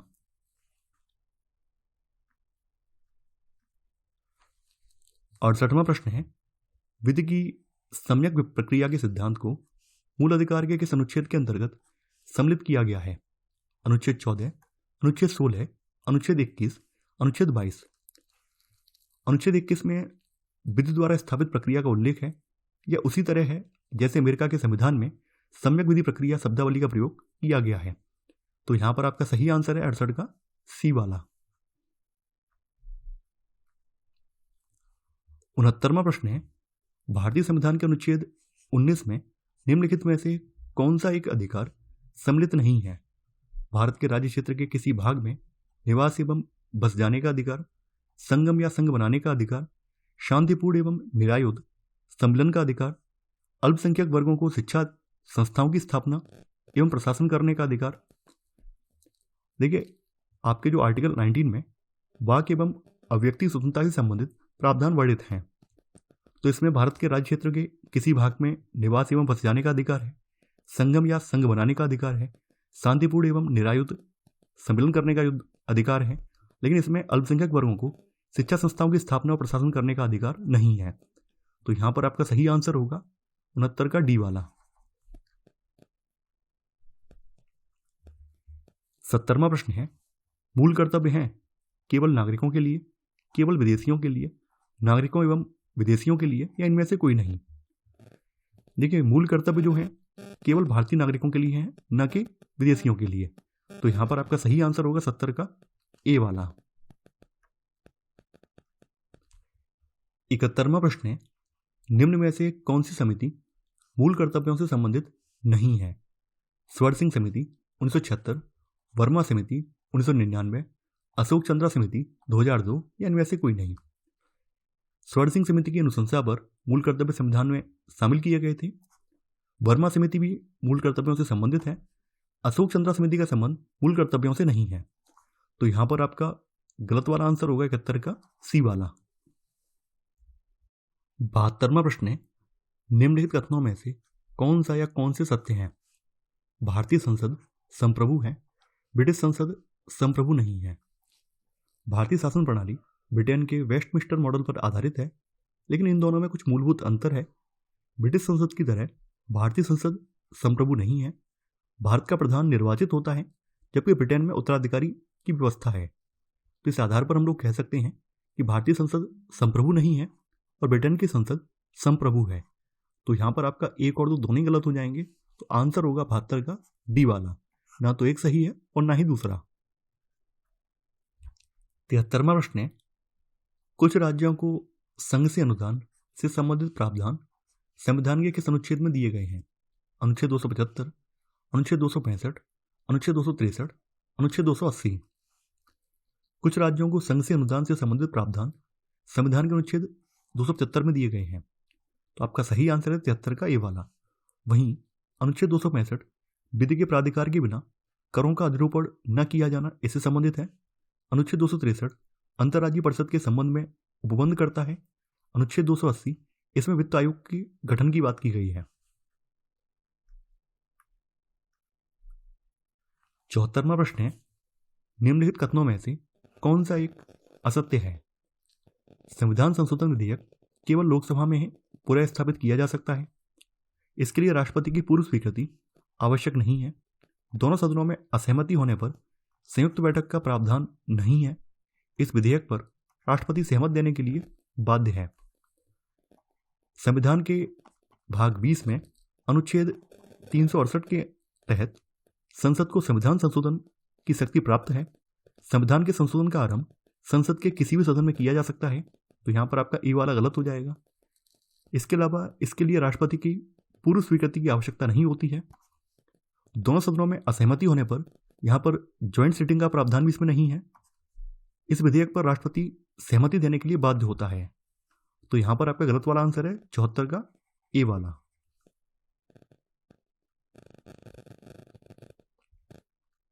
75वां प्रश्न है, निम्न में से कौन एक संसदीय व्यवस्था का एक दोष है? बहुमत वाले दल का शासन, अस्थायी सरकार, दोहरी कार्यकारिणी, निचले सदन का विघटन होना। भारत का संविधान केंद्र और राज्य दोनों में सरकार के संसदीय स्वरूप की व्यवस्था करता है। संसदीय शासन प्रणाली का प्रमुख दोष अस्थायी सरकार का होना है। तो यहां पर आपका सही आंसर है 75 का बी वाला। 76वां प्रश्न है, भारतीय संविधान के निम्नलिखित अनुच्छेदों में से कौन सर्वोच्च न्यायालय द्वारा संविधान का अनुलंघनीय मौलिक ढांचा घोषित किए जाने से संबंधित नहीं है? अनुच्छेद 32, अनुच्छेद 226, अनुच्छेद 227, अनुच्छेद 245। अनुच्छेद 32, अनुच्छेद 226, अनुच्छेद 227 तीनों को ही केशवानंद भारतीय वाद में अनुलंघनीय मौलिक ढांचा घोषित किया गया है, जबकि संघ और राज्यों के मध्य विधायी संबंधों का प्रावधान संविधान के भाग 11 के अनुच्छेद 245 से लेकर 255 तक वर्णित है। तो यहां पर आपका गलत वाला आंसर होगा 76 का डी वाला।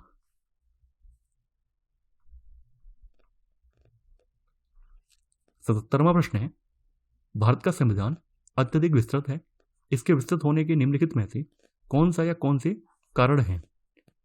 भारत का भौगोलिक विस्तार व विविधता, भारत शासन अधिनियम 1935 का प्रभाव, संविधान सभा में कानून विशेषज्ञों का प्रभुत्व या उपरोक्त सभी। भारत का संविधान विश्व का सबसे लंबा लिखित संविधान है और यह बहुत विस्तृत दस्तावेज है। इसका कारण यह है कि भारत का भौगोलिक विस्तार और विविधताएं हैं भारत में। भारत शासन अधिनियम 1935 के प्रावधान भी इसमें शामिल किए गए हैं और संविधान सभा में कानून विशेषज्ञों का प्रभुत्व था। इस वजह से भी संविधान काफी लंबा हो गया। तो यहां पर आपका सही आंसर होगा 77 का डी वाला, यानी उपरोक्त सभी। 78वां प्रश्न है, निम्नलिखित में से कौन सा संविधान का कार्य है? यह समाज में शक्ति के मूल वितरण को स्पष्ट करता है, सरकार की शक्तियों को सीमित करना, न्यायपूर्ण समाज की स्थापना के लिए उचित परिस्थितियों का निर्माण करने हेतु सरकार को क्षमता प्रदान करना, उपरोक्त सभी। संविधान के कार्यों की बात करें तो संविधान समाज में शक्ति के मूल वितरण को स्पष्ट करता है, सरकार की शक्तियों को सीमित करता है, न्यायपूर्ण समाज की स्थापना के लिए उचित परिस्थितियों का निर्माण करने हेतु सरकार को क्षमता प्रदान करता है। तो यहां पर तीनों ही सही है। तो आपका आंसर होगा यहां पर डी, उपरोक्त सभी। 79वां प्रश्न है, निम्नलिखित में से किस एक ने राज्य के निःशेषक तत्वों को भावनाओं का एक स्थायी कूड़ाघर कहा था? केटी शाह, टीटी कृष्णमचारी, केसी बियर, आइबर जेनिंग्स। देखिए, डीपीएसपी की आलोचना होने का मुख्य कारण इसका गैर न्यायोचित चरित्र का होना है। यानी डीपीएसपी के हनन पर आप सुप्रीम कोर्ट या हाई कोर्ट की शरण में नहीं जा सकते हैं। तो इसी आधार पर कई संविधान विशेषज्ञों ने इसकी आलोचना की है। तो टीटी कृष्णमचारी ने इसे भावनाओं का स्थायी कूड़ाघर कहकर इसकी आलोचना की। तो यहां पर आपका सही आंसर है 79 का बी वाला। 80वां प्रश्न है, निम्नलिखित कथनों पर विचार करें। डीपीएसपी यानी राज्य के निःशेषक तत्व आपातकाल के दौरान न्यायालय में प्रवर्तनीय है। डीपीएसपी राज्य के निःशेषक तत्व राज्यों के लिए बाध्यकारी नहीं है। उपरोक्त कथनों में से कौन सा कथन सत्य है? देखिए, यहां पर पहला वाला कथन गलत है। डीपीएसपी आपातकाल के दौरान न्यायालय में प्रवर्तनीय है, क्योंकि ये गैर न्यायोचित है तो न्यायालय में प्रवर्तनीय होने का सवाल ही नहीं है। तो सेकंड वाला सही है, डीपीएसपी राज्यों के लिए बाध्यकारी नहीं है। ये राज्यों की इच्छा पर निर्भर है। राज्य ने अपनाना चाहे तो अपना सकते हैं और नहीं अपनाए तो भी बाध्यकारी नहीं है। तो यहां पर आपका सही आंसर होगा 80 का बी, केवल 2। 81वां प्रश्न है, पंडित नेहरू द्वारा पेश किया गया उद्देश्य प्रस्ताव कब स्वीकार किया गया? 13 दिसंबर 1946 को, 26 जनवरी 1950 को, 22 जुलाई 1947 को, 22 जनवरी 1947 को। देखिए, पंडित जवाहरलाल नेहरू ने 13 दिसंबर 1946 को संविधान सभा में उद्देश्य प्रस्ताव पेश किया था, जिसे संविधान सभा द्वारा 22 जनवरी 1947 को स्वीकार किया गया। तो यहां पर आपका सही आंसर होगा 81 का डी वाला। 22वां प्रश्न है, निम्नलिखित युग्मों में से कौन सा एक सही सुमेलित नहीं है। लोक नियोजन के विषय में अवसर की समता अनुच्छेद 16, अपराधों के लिए दोष सिद्धि के संबंध में संरक्षण अनुच्छेद 20, धार्मिक कार्यों के प्रबंध की स्वतंत्रता अनुच्छेद 25, अल्पसंख्यकों की भाषा, लिपि और संस्कृत की स्वतंत्रता अनुच्छेद 29। देखिए यहाँ पे बात करें ए वाले कथन की, तो लोक नियोजन के विषय में अवसर की समानता ये अनुच्छेद 16 में वर्णित है। अपराधों के लिए दोष सिद्धि के संबंध में संरक्षण अनुच्छेद 20 में वर्णित है। धार्मिक कार्यों के प्रबंध की स्वतंत्रता अनुच्छेद 25 में नहीं है बल्कि अनुच्छेद 26 में है, तो यहाँ पर आपका सी वाला गलत हो जाएगा। वहीं अनुच्छेद 25 जो है अंत्याग्रहण की और धर्म को अबाध रूप से मानने, आचरण और प्रचार करने की स्वतंत्रता प्रदान करता है। डी वाला सही है। अल्पसंख्यकों की भाषा, लिपि और संस्कृत की स्वतंत्रता अनुच्छेद 29 में वर्णित है, तो यहाँ पर आपका गलत वाला जो होगा वो होगा 82 का सी वाला। 83वां प्रश्न है, निम्नलिखित युग्मों में से कौन सा सही सुमेलित नहीं है? संविधान सभा का गठन नवंबर 1940, उद्देश्य प्रस्ताव का पेश होना 11 दिसंबर 1946, प्रारूप समिति का गठन 29 अगस्त 1947, संविधान सभा की पहली बैठक 9 दिसंबर 1940। संविधान सभा का गठन नवंबर 1940 में हुआ था। नेहरू जी ने उद्देश्य प्रस्ताव 11 दिसंबर को नहीं बल्कि 13 दिसंबर 1940 को पेश किया था, तो यहाँ पर आपका बी वाला गलत हो जाएगा। सी वाला सही है। प्रारूप समिति का गठन 29 अगस्त 1947 को हुआ था। संविधान सभा की पहली बैठक 9 दिसंबर 1940 को आयोजित की गई थी, तो यहाँ पर आपका गलत वाला आंसर होगा 83 का बी वाला। 84वां प्रश्न है, संसद के सदन की बैठकों में गण पूर्ति यानी कोरम आवश्यक होती है या कुल सदस्य संख्या का होती है 2/3 भाग, 1/10 भाग, 1/3 भाग या 1/2 भाग? संसद के सदन की बैठकों में गण पूर्ति यानी कोरम आवश्यक होती है और यह कुल सदस्य संख्या का 1/10 भाग होती है। इसके अभाव में बैठक को स्थगित कर दिया जाता है, तो यहां पर आपका सही आंसर होगा 84 का बी वाला। 85वां प्रश्न है, संसद द्वारा नए राज्यों का निर्माण, राज्य क्षेत्र, सीमा एवं नाम में परिवर्तन आदि संशोधन किया जा सकता है 2/3 बहुमत द्वारा, 1/3 बहुमत द्वारा, साधारण बहुमत द्वारा, 2/3 बहुमत एवं आधे से अधिक राज्यों के विधानमंडल की स्वीकृति द्वारा। संसद द्वारा नए राज्यों का निर्माण, राज्य क्षेत्र, सीमा एवं नाम में परिवर्तन आदि संशोधन साधारण बहुमत द्वारा किए जा सकते हैं और इस प्रकार किया गया संशोधन अनुच्छेद 368 के अंतर्गत संशोधन नहीं समझा जाता है, तो यहां पर आपका सही आंसर होगा 85 का सी वाला। 86वां प्रश्न है, नीति निर्देशक तत्वों में सम्मिलित कौन सा अनुच्छेद कार्यपालिका एवं न्यायपालिका के पृथक्करण का प्रावधान करता है?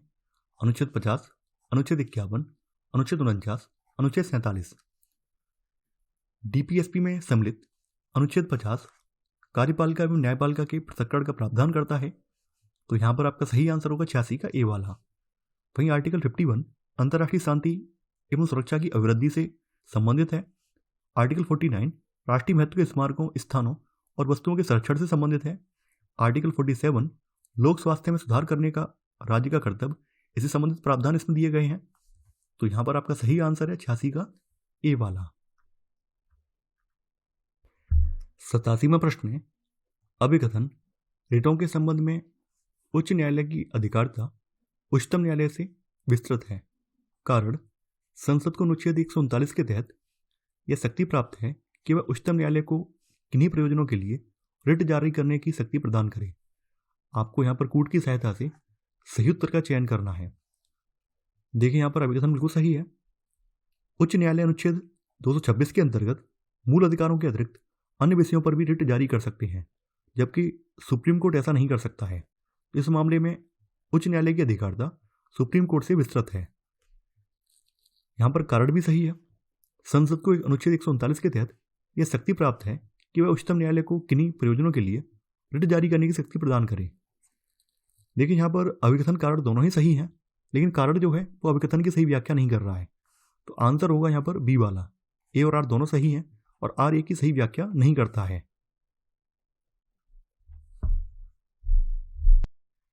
88वां प्रश्न है, निम्नलिखित में से कौन सा या कौन से संविधान के अनुच्छेद 13 के अंतर्गत परिभाषित विधि शब्द में सम्मिलित है या हैं? साधारण विधियां, संविधान संशोधन अधिनियम, विधि का बल रखने वाली सामाजिक रूढ़ियां, ए और सी दोनों। संविधान के अनुसार अनुच्छेद 13 में प्रयुक्त विधि शब्द भारत के राज्य क्षेत्र के अंतर्गत अध्यादेश, आदेश, विधान, विनियम और विधि पर बल रखने वाली सामाजिक रूढ़ियों को भी सम्मिलित करता है। यानी इसमें साधारण विधियां आ जाती हैं, विधि का बल रखने वाली सामाजिक रूढ़ियां भी आ जाती हैं, जबकि यह संविधान संशोधन अधिनियम को सम्मिलित नहीं करता है। तो यहां पर आपका सही आंसर होगा 88 का डी, यानी ए और सी दोनों।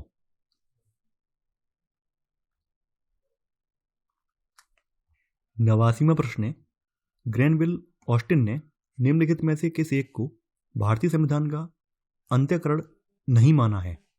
प्रस्तावना, मौलिक कर्तव्य, नीतिशक तत्व, मूल अधिकार। ग्रैनविल ऑस्टिन ने प्रस्तावना, मौलिक अधिकार और डीपीएसपी को भारतीय संविधान का अंत्यकरण माना है। उन्होंने नीतिशक सिद्धांतों को सामाजिक क्रांति के उद्देश्यों की प्राप्ति में सहायक माना है। तो इन्होंने मौलिक कर्तव्यों को भारतीय संविधान का अंत्यकरण नहीं माना है। तो यहां पर आपका सही आंसर होगा 89 का बी वाला। 90वां प्रश्न है, भारतीय संविधान में नीचे दिए गए कर्तव्यों में से कौन सा या कौन से मौलिक कर्तव्यों के अंतर्गत सम्मिलित हैं? देश की रक्षा करना, स्त्रियों के सम्मान, विरुद्ध प्रथाओं का त्याग, आयकर का भुगतान, हिंसा से दूर रहना। आपको यहां पर कूट की सहायता से सही उत्तर का चयन करना है। देखिए, यहां पे बात करें मौलिक कर्तव्यों की, तो मौलिक कर्तव्यों का प्रावधान संविधान के भाग 4 में अनुच्छेद 51A में वर्णित है। मौलिक कर्तव्य सोवियत संघ के संविधान से प्रेरित हैं। आयकर का भुगतान करना मौलिक कर्तव्यों का पार्ट नहीं है, जबकि देश की रक्षा करना, स्त्रियों के सम्मान, विरुद्ध प्रथाओं का त्याग, हिंसा से दूर रहना, ये सब इसमें शामिल है। तो यहां पर आपका सही आंसर होगा 90 का ए वाला, 1, 2 और 4।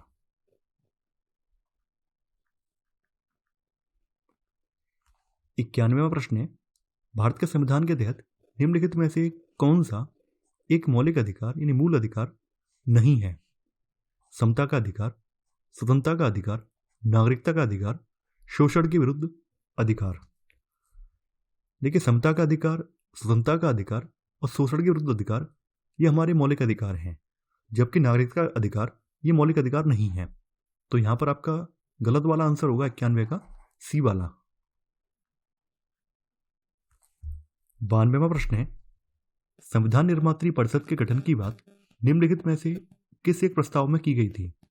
अगस्त प्रस्ताव, बेबिल प्रस्ताव, क्रिप्स प्रस्ताव, राजगोपालाचारी प्रस्ताव।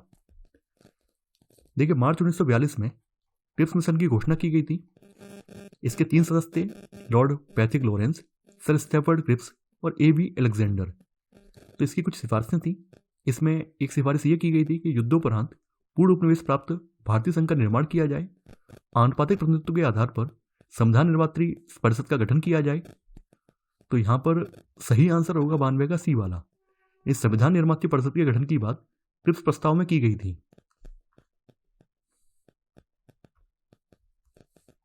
93वां प्रश्न है, केंद्र शासित प्रदेशों के प्रशासन से संबंधित प्रावधान संविधान के किस भाग के अंतर्गत आते हैं? भाग 11, भाग 6, भाग 7, भाग 8। देखिए, संविधान के भाग 8 के अंतर्गत अनुच्छेद 239 से लेकर अनुच्छेद 241 में केंद्र शासित प्रदेशों के प्रबंध के संबंध में उपबंध दिए गए हैं। तो यहां पर आपका सही आंसर है 93 का डी वाला। 94वां प्रश्न है, भारतीय संघीय व्यवस्था के संबंध में कौन सा एक कथन सत्य है? संघ का विघटन हो सकता है, राज्य संघ से पृथक हो सकता है, संघ अनश्वर है, संघ एवं राज्य अनश्वर है। भारतीय संघीय व्यवस्था में संघ नश्वर राज्यों का अनश्वर संघ है। तो यहां पर आपका सही आंसर होगा 94 सी वाला। 95वां प्रश्न है, निम्नलिखित में से कौन सा एक राज्य के नीतिशक सिद्धांतों का उद्देश्य नहीं है? लोक कल्याणकारी राज्य की स्थापना करना, सामाजिक आर्थिक न्याय की स्थापना करना, एक धार्मिक राज्य की स्थापना करना, या इनमें से कोई नहीं। भारतीय संविधान के भाग 4 के नीतिशक सिद्धांतों का उद्देश्य सामाजिक आर्थिक न्याय को सुनिश्चित करना है और एक लोक कल्याणकारी राज्य की स्थापना करना है। भारतीय संविधान की प्रस्तावना में वर्णित है कि भारत एक पंथ निरपेक्ष राज्य है। तो धार्मिक राज्य की स्थापना करना इसमें शामिल नहीं है। तो यहाँ पर आपका गलत वाला आंसर होगा 95 का सी वाला।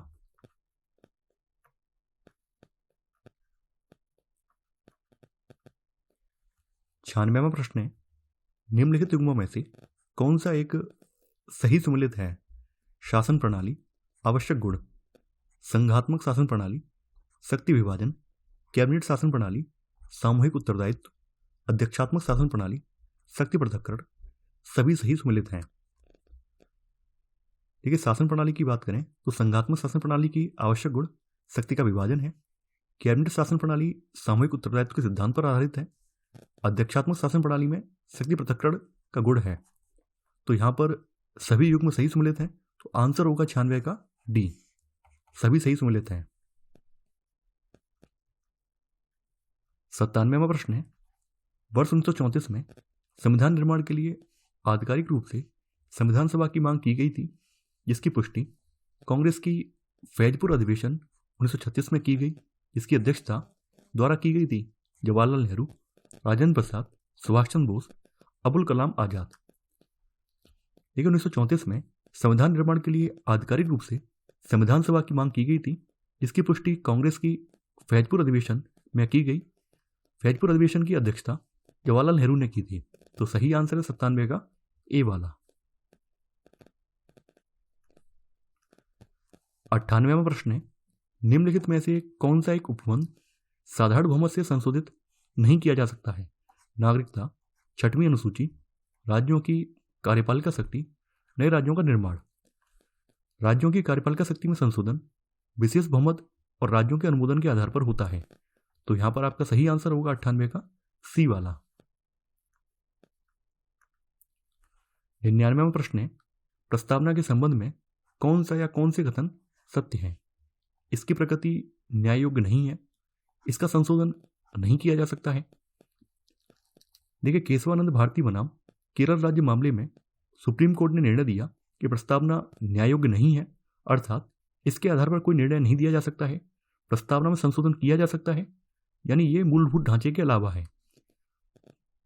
तो यहां पर आपका ए वाला सही है, लेकिन सेकंड वाला गलत है। तो यहां पर आपका सही आंसर होगा 99 का ए वाला, केवल एक। 100वां प्रश्न है, भारतीय संविधान में शोषण के विरुद्ध अधिकार के अंतर्गत निम्नलिखित में से कौन सम्मिलित है?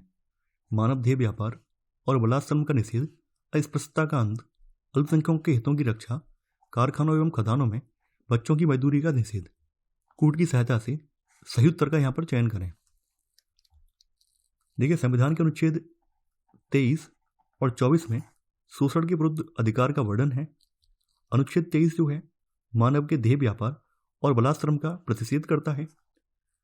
अनुच्छेद 24 जो है कारखानों एवं खदानों में बच्चों की मजदूरी का निषेध करता है। सेकंड वाला गलत है और थर्ड वाला भी गलत है। इस प्रस्ताव का अंतर जो है आर्टिकल 17 में है। अल्पसंख्यकों के हितों की रक्षा जो है अनुच्छेद 29 और 30 में की गई है। तो यहां पर आपका केवल 1 और 4 सही है। तो सही आंसर है 100 का ए, 1 और 4। 101वां प्रश्न है, निम्नलिखित देशों में से किसी एक में संघात्मक शासन प्रणाली नहीं है? स्विट्जरलैंड, यूनाइटेड किंगडम, कनाडा, संयुक्त राज्य अमेरिका। देखिए, ब्रिटेन, फ्रांस, चीन आदि देशों में एकात्मक शासन प्रणाली है। वहीं Bharat, Canada, Australia, Germany, Switzerland आदि देशों में संघीय शासन प्रणाली है। तो यहां पर आपका सही आंसर होगा 101 का बी, यूके में संघात्मक प्रणाली नहीं है।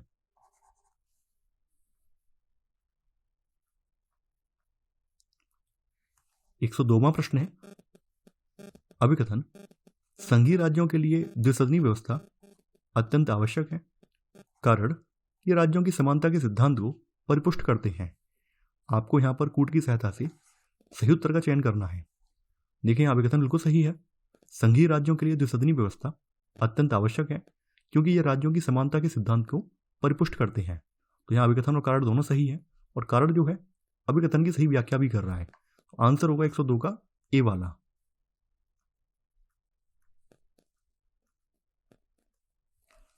103वां प्रश्न है, राज्यपाल अपने क्षमादान की शक्तियों का प्रयोग करता है? अनुच्छेद 160 के अंतर्गत, अनुच्छेद 161 के अंतर्गत, अनुच्छेद 162 के अंतर्गत, अनुच्छेद 164 के अंतर्गत। अनुच्छेद 161 के अंतर्गत राज्यपाल अपनी क्षमादान की शक्ति का प्रयोग करता है, तो सही आंसर 103 का बी वाला। 104वां प्रश्न है, निम्नलिखित में से किस अनुच्छेद के अंतर्गत संसद को नागरिकता के संबंध में विधि बनाने की शक्ति प्रदान की गई है? अनुच्छेद 5, अनुच्छेद 11, अनुच्छेद 12, अनुच्छेद 13। देखिए, भारत में ब्रिटेन के समान एकल नागरिकता का प्रावधान है। अनुच्छेद 11 के अंतर्गत संसद को नागरिकता के संबंध में विधि बनाने की शक्ति प्रदान की गई है, तो यहां पर आपका सही आंसर 104 का बी वाला। 105वां प्रश्न है, निम्नलिखित में से किसको या किन को अनुच्छेद 21 के उल्लंघन के अंतर्गत सम्मिलित किया जाता है?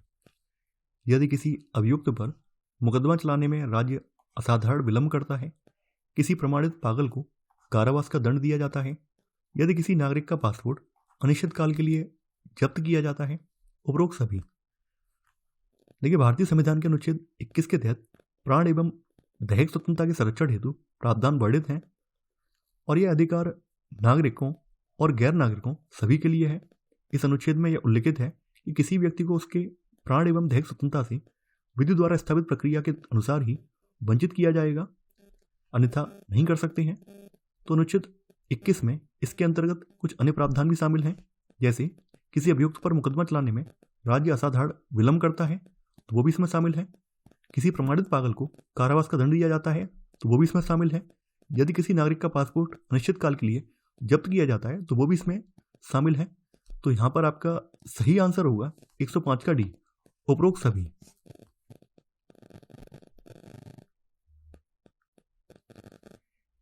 106वां प्रश्न है, निम्नलिखित संवैधानिक संशोधनों में से कौन सा एक लोकसभा एवं राज्य विधानसभा में अनुसूचित जातियों एवं अनुसूचित जनजातियों के आरक्षण से संबंधित है? 79वां संविधान संशोधन, 78वां संविधान संशोधन, 89वां संविधान संशोधन, 75वां संविधान संशोधन। 79वां संविधान संशोधन अधिनियम 1999, इसका संबंध लोकसभा एवं राज्य विधानसभाओं में अनुसूचित जातियों एवं अनुसूचित जनजातियों के आरक्षण से है। इस अधिनियम के द्वारा असम के पहाड़ी जिलों को 6वीं अनुसूची में सम्मिलित करते हुए इन क्षेत्रों के प्रशासन का अधिकार राज्यपाल को सौंप दिया गया है। तो यहां पर आपका सही आंसर होगा 106 का ए वाला।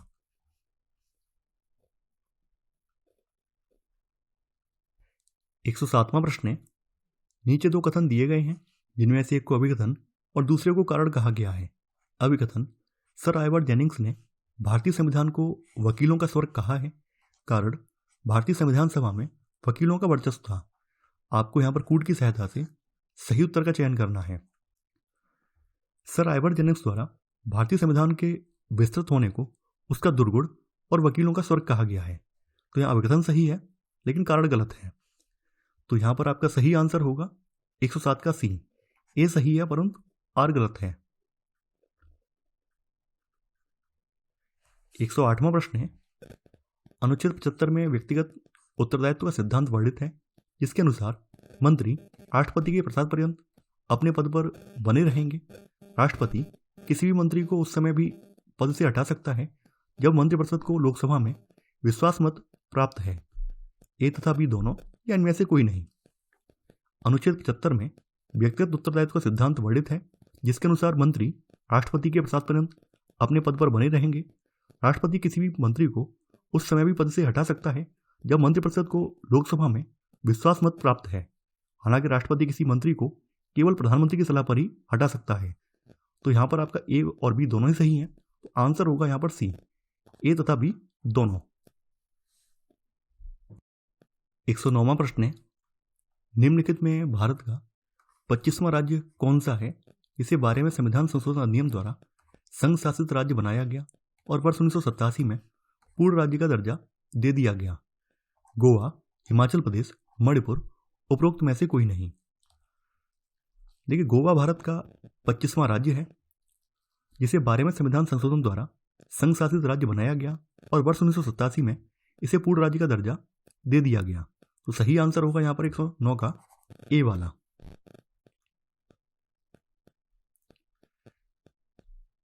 110वां प्रश्न है, अभिकथन, संविधान संशोधन विधेयक के संबंध में संयुक्त अधिवेशन नहीं बुलाया जा सकता।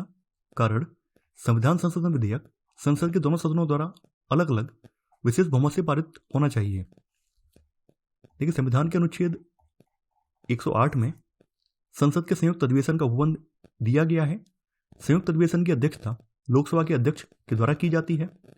ध्यातव्य है कि संविधान संशोधन के संबंध में संयुक्त अधिवेशन नहीं बुलाया जा सकता है। तो अभिकथन यहाँ पे बिल्कुल सही है, क्योंकि यह विधेयक संसद के दोनों सदनों द्वारा अलग अलग विशेष बहुमत से पारित होना चाहिए। तो यहाँ पर आपका अभिकथन और कारण दोनों ही सही है, और कारण जो है यह अभिकथन की सही व्याख्या भी कर रहा है। तो आंसर होगा यहाँ पर ए वाला।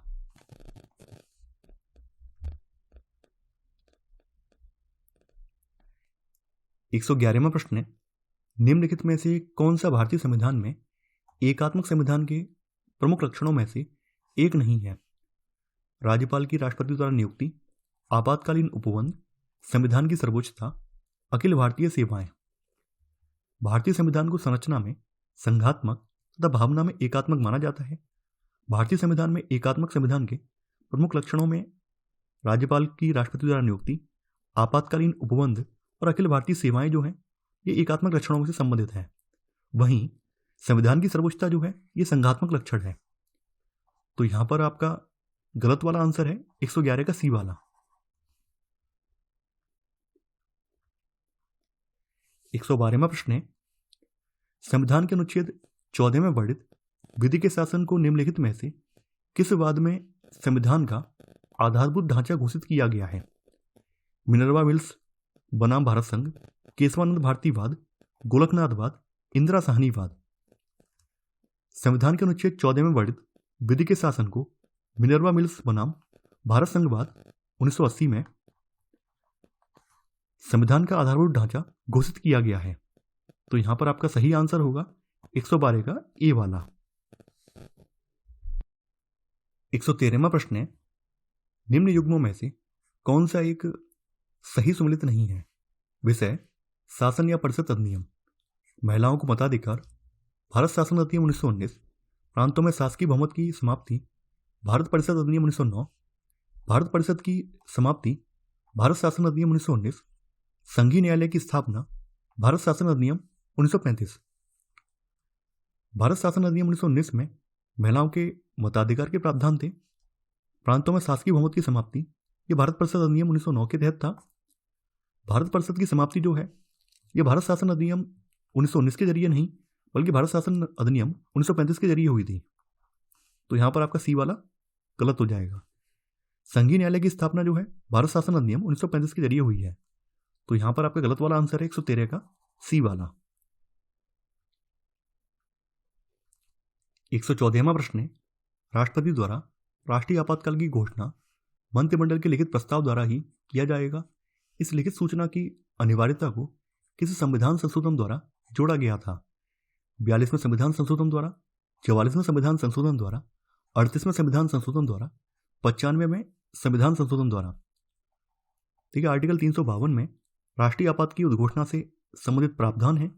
इसकी उद्घोषणा राष्ट्रपति द्वारा युद्ध, बाह्य आक्रमण व सशस्त्र विद्रोह के आधार पर की जा सकती है। इसके लिए मंत्रिमंडल की लिखित सूचना का प्रावधान 44वें संविधान संशोधन अधिनियम 1978 के द्वारा जोड़ा गया। तो यहां पर आपका सही आंसर 114 का बी वाला।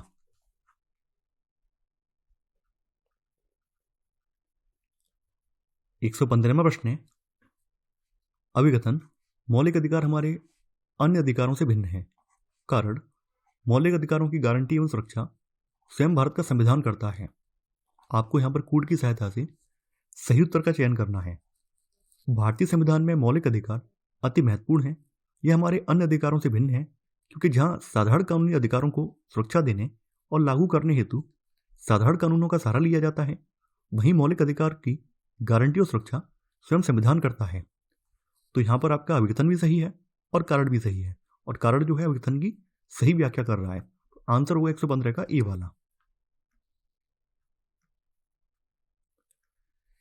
116वां प्रश्न है, निम्न में से किस एक में द्विसदनीय प्रणाली नहीं है?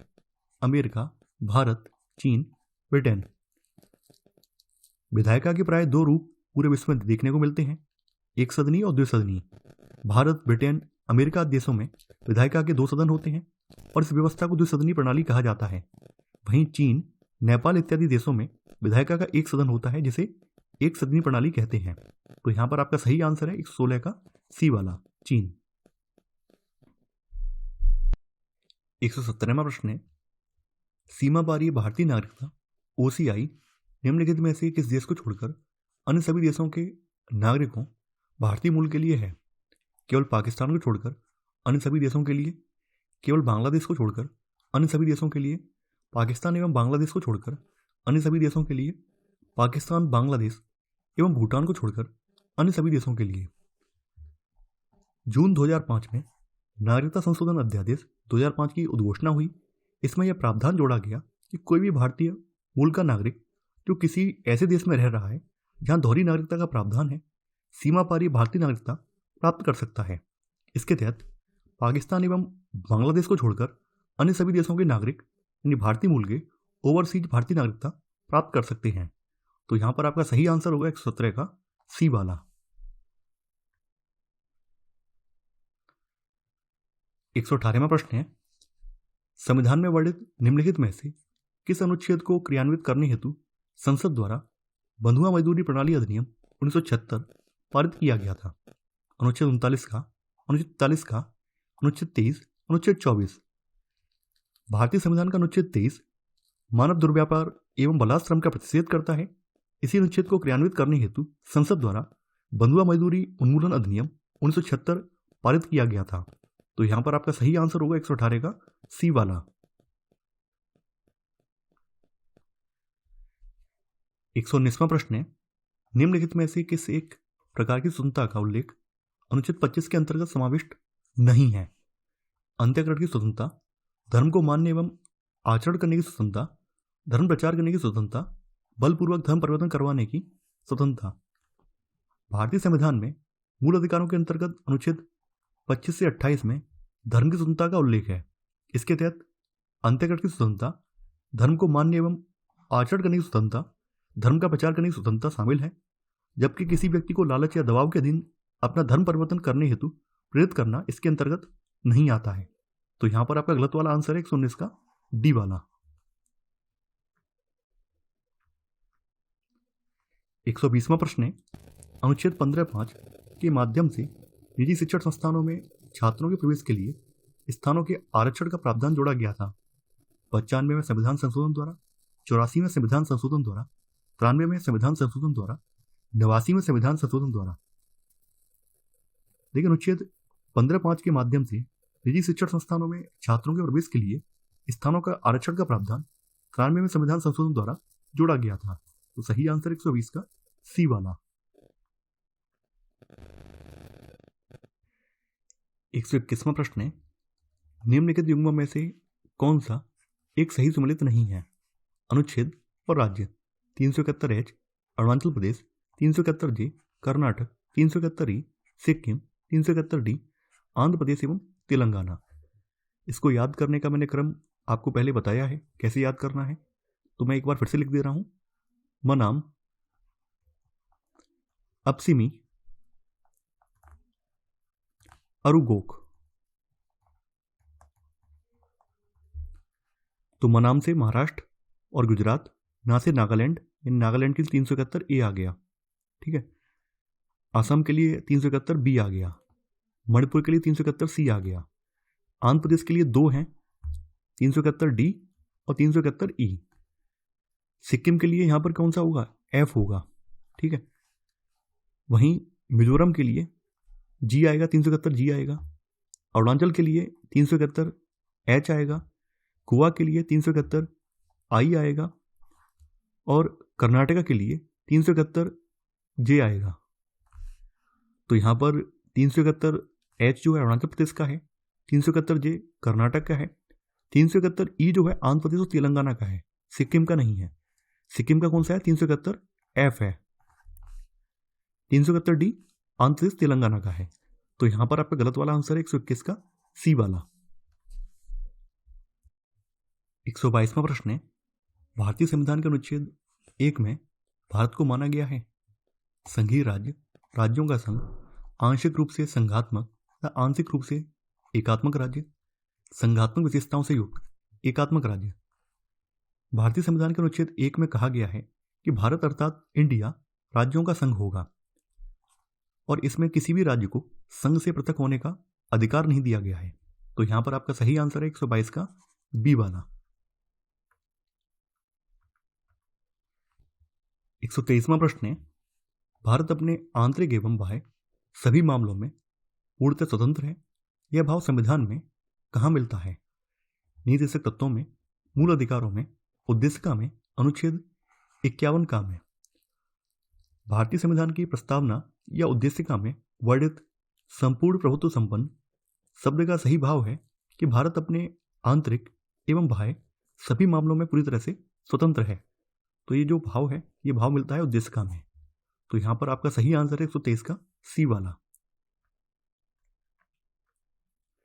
124वां प्रश्न है, निम्नलिखित में से कौन सा भारत के संविधान के मूल अधिकारों यानी भाग 3 का अंश नहीं है? मानव दुर्व्यापार और बलाश्रम का प्रतिषेध, कारखानों में बालकों के नियोजन पर प्रतिषेध, उद्योगों के प्रबंधन में श्रमिकों की सहभागिता, किसी व्यक्ति को करना या किसी व्यवसाय या व्यापार या कारोबार को आगे बढ़ाना। देखिए आपके संविधान के मूल अधिकारों में आर्टिकल 23 में मानव दुर्व्यापार और बलाश्रम का प्रतिषेध है। कारखानों में बालकों के नियोजन पर प्रतिषेध अनुच्छेद 24 में वर्णित है। किसी व्यक्ति को करना या किसी व्यवसाय या व्यापार या कारोबार को आगे बढ़ाना ये आर्टिकल 19(1) के 6 वाले पार्ट में है। तो यहाँ पर डी वाला ये वाला भी है। यहाँ पे उद्योगों के प्रबंधन में श्रमिकों की सहभागिता ये मूल अधिकारों का पार्ट नहीं है, ये नीतिशक तत्वों का पार्ट है, यानी ये डीपीएसपी में अनुच्छेद 43(a) के अंतर्गत वर्णित है। तो यहाँ पर आपका गलत वाला आंसर होगा 124 का सी वाला। 125वां प्रश्न है, व्यक्तिगत स्वतंत्रता के अधिकार के लिए निम्नलिखित में से कौन सी रिट याचिका दायर की जाती है? बंदी प्रत्यक्षीकरण, प्रतिषेध, परमादेश, अधिकार प्रक्षा। व्यक्तिगत स्वतंत्रता के अधिकार के लिए हैबियस कॉर्पस यानी बंदी प्रत्यक्षीकरण याचिका दायर की जाती है और यह रिट व्यक्ति के बंदी बनाए जाने के औचित्य का परीक्षण करती है। तो यहां पर आपका सही आंसर है 125 का ए वाला। 126वां प्रश्न है, अप्रैल 2022 में संयुक्त राष्ट्र निर्वहनीय विकास समाधान नेटवर्क द्वारा जारी विश्व प्रसन्नता रिपोर्ट 2022 के संबंध में कौन सा या कौन से कथन सत्य हैं? सबसे खुशहाल देशों की सूची में न्यूजीलैंड प्रथम स्थान पर है। इस सूची में भारत का स्थान 136वां है। दक्षिणी सूडान विश्व का सबसे कम खुशहाल देश है। आपको यहां पर कूट की सहायता से सही उत्तर का चयन करना है। अप्रैल 2022 में संयुक्त राष्ट्र निर्वहनीय विकास समाधान नेटवर्क द्वारा जारी विश्व प्रसन्नता रिपोर्ट 2022 में सबसे खुशहाल देशों की सूची में प्रथम स्थान पर न्यूजीलैंड नहीं है बल्कि फिनलैंड है। इसमें फिनलैंड जो है वो पहले स्थान पर है। तो यहां पर आपका पहला वाला कथन गलत हो जाएगा। विश्व का सबसे कम खुशहाल देश सूडान नहीं है बल्कि अफगानिस्तान है। अफगानिस्तान विश्व का सबसे कम खुशहाल देश है और इसको इसकी रैंकिंग में 146वें पायदान पर रखा गया है। इस सूची में भारत को 136वां स्थान प्राप्त हुआ है। तो यहां पर आपका सही वाला आंसर होगा बी वाला, केवल 2।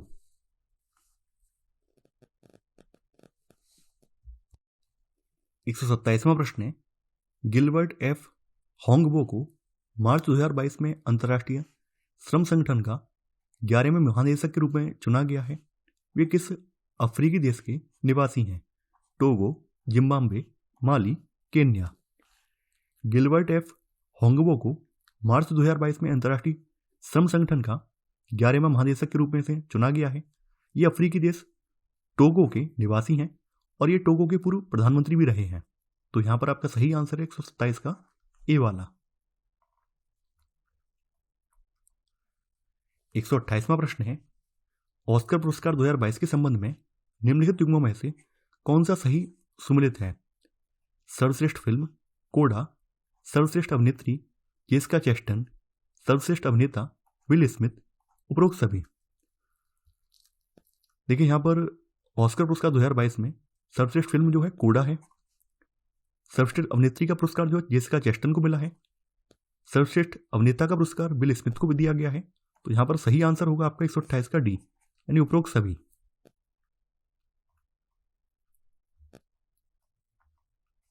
129वां प्रश्न है, यूएनईपी द्वारा जारी एनुअल फ्रंटियर रिपोर्ट 2022 में विश्व के किस शहर को सबसे ज्यादा शोर वाला शहर घोषित किया गया है? ढाका बांग्लादेश को, मुरादाबाद भारत को, कराची पाकिस्तान को, लियोन फ्रांस को। यूएनईपी द्वारा जारी एनुअल फ्रंटियर रिपोर्ट 2022 में ढाका बांग्लादेश को विश्व का सबसे ज्यादा शोर वाला शहर घोषित किया गया है। इस सूची में यूपी के मुरादाबाद को दूसरे स्थान पर रखा गया है। इसके साथ ही भारत के 4 अन्य शहर भी इस सूची में शामिल हैं। तो इसमें 4 अन्य शहर कौन कौन से हैं? आसनसोल है, आसनसोल के अलावा इसमें जयपुर है, कोलकाता है और न्यू दिल्ली है, नई दिल्ली है। तो यहां पर आपका सही आंसर है 129 का ए वाला।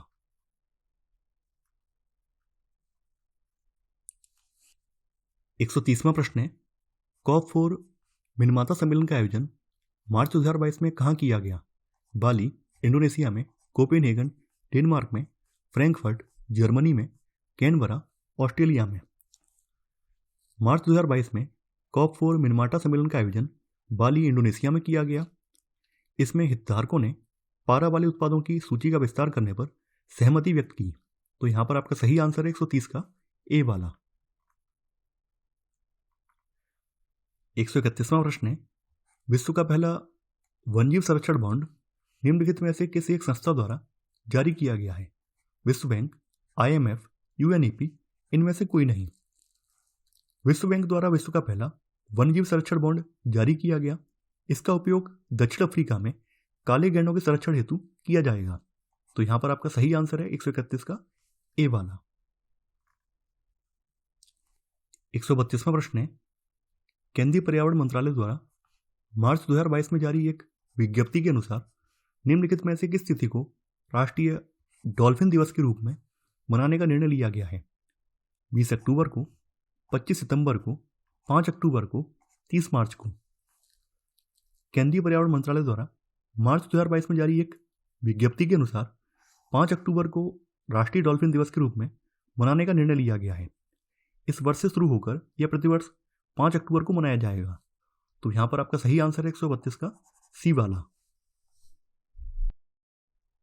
133वां प्रश्न है, मार्च 2022 में नीति आयोग द्वारा जारी द्वितीय निर्यात तैयारी सूचकांक में कौन सा राज्य शीर्ष पर रहा?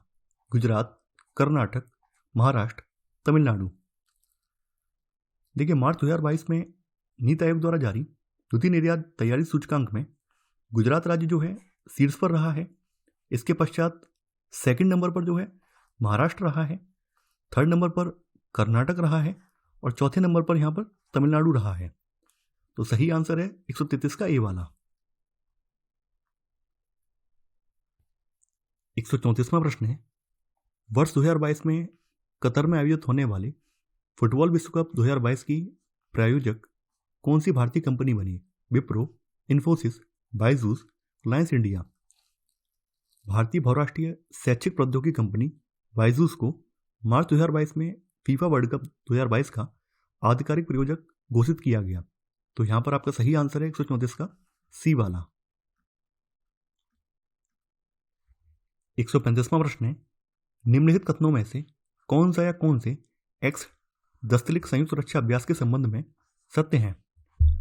यह भारत एवं उज्बेकिस्तान के मध्य आयोजित हुआ। इसका आयोजन यांग यारिक उज्बेकिस्तान में किया गया। एक्स दस्तलिक भारत एवं उज्बेकिस्तान की सेनाओं के मध्य आयोजित होने वाला संयुक्त प्रशिक्षण अभ्यास है। तो यहाँ पहला वाला कथन बिल्कुल सही है। वर्ष 2022 में इसका आयोजन यांग यारिक में किया गया। तो यहाँ पर आपका सेकंड वाला भी सही है। यहाँ पर आपके एक और दोनों ही सही है। आंसर होगा सी।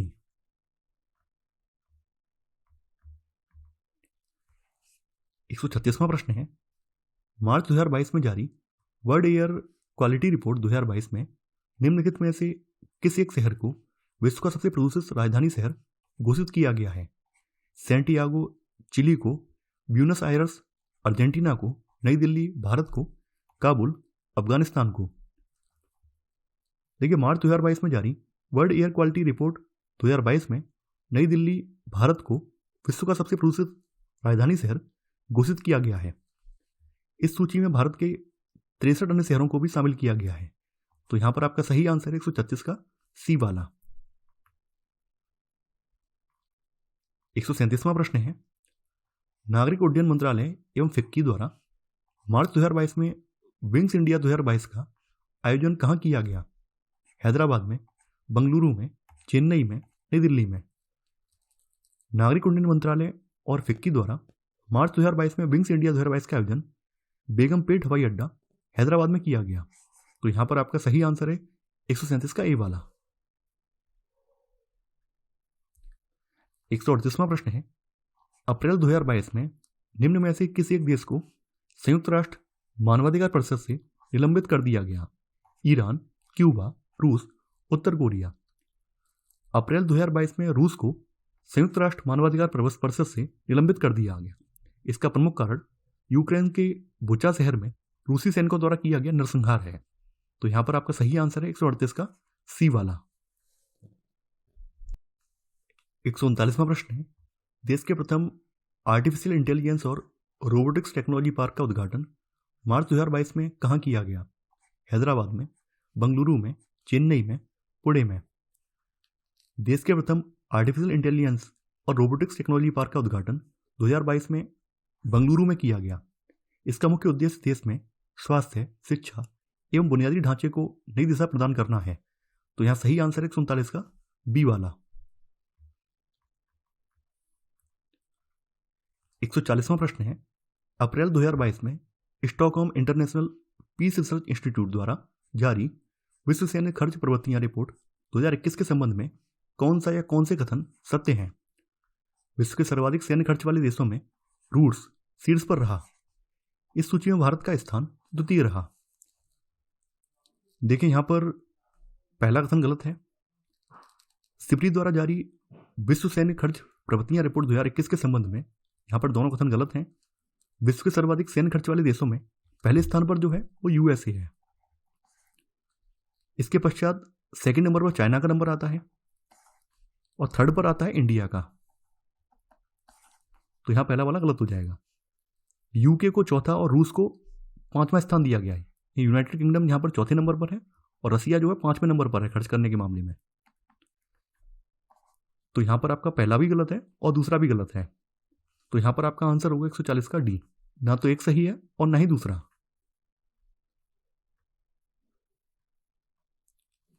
141वां प्रश्न है, निम्नलिखित में से किसे वर्ष 2022-23 के लिए नेस्कॉम का अध्यक्ष चुना गया? विजय चंद्र घोष को, कृष्णम रामानुजन को, सचिन गांगुली को, सौरभ चट्टोपाध्याय को। कृष्णम रामानुजन को वर्ष 2022-23 के लिए नेस्कॉम का अध्यक्ष चुना गया।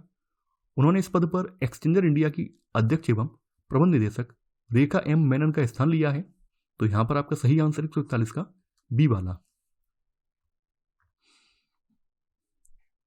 142वां प्रश्न है, वर्ष 2023 में होने वाले स्ट्रीट चाइल्ड क्रिकेट विश्व कप 2023 का आयोजन कहाँ किया जाएगा?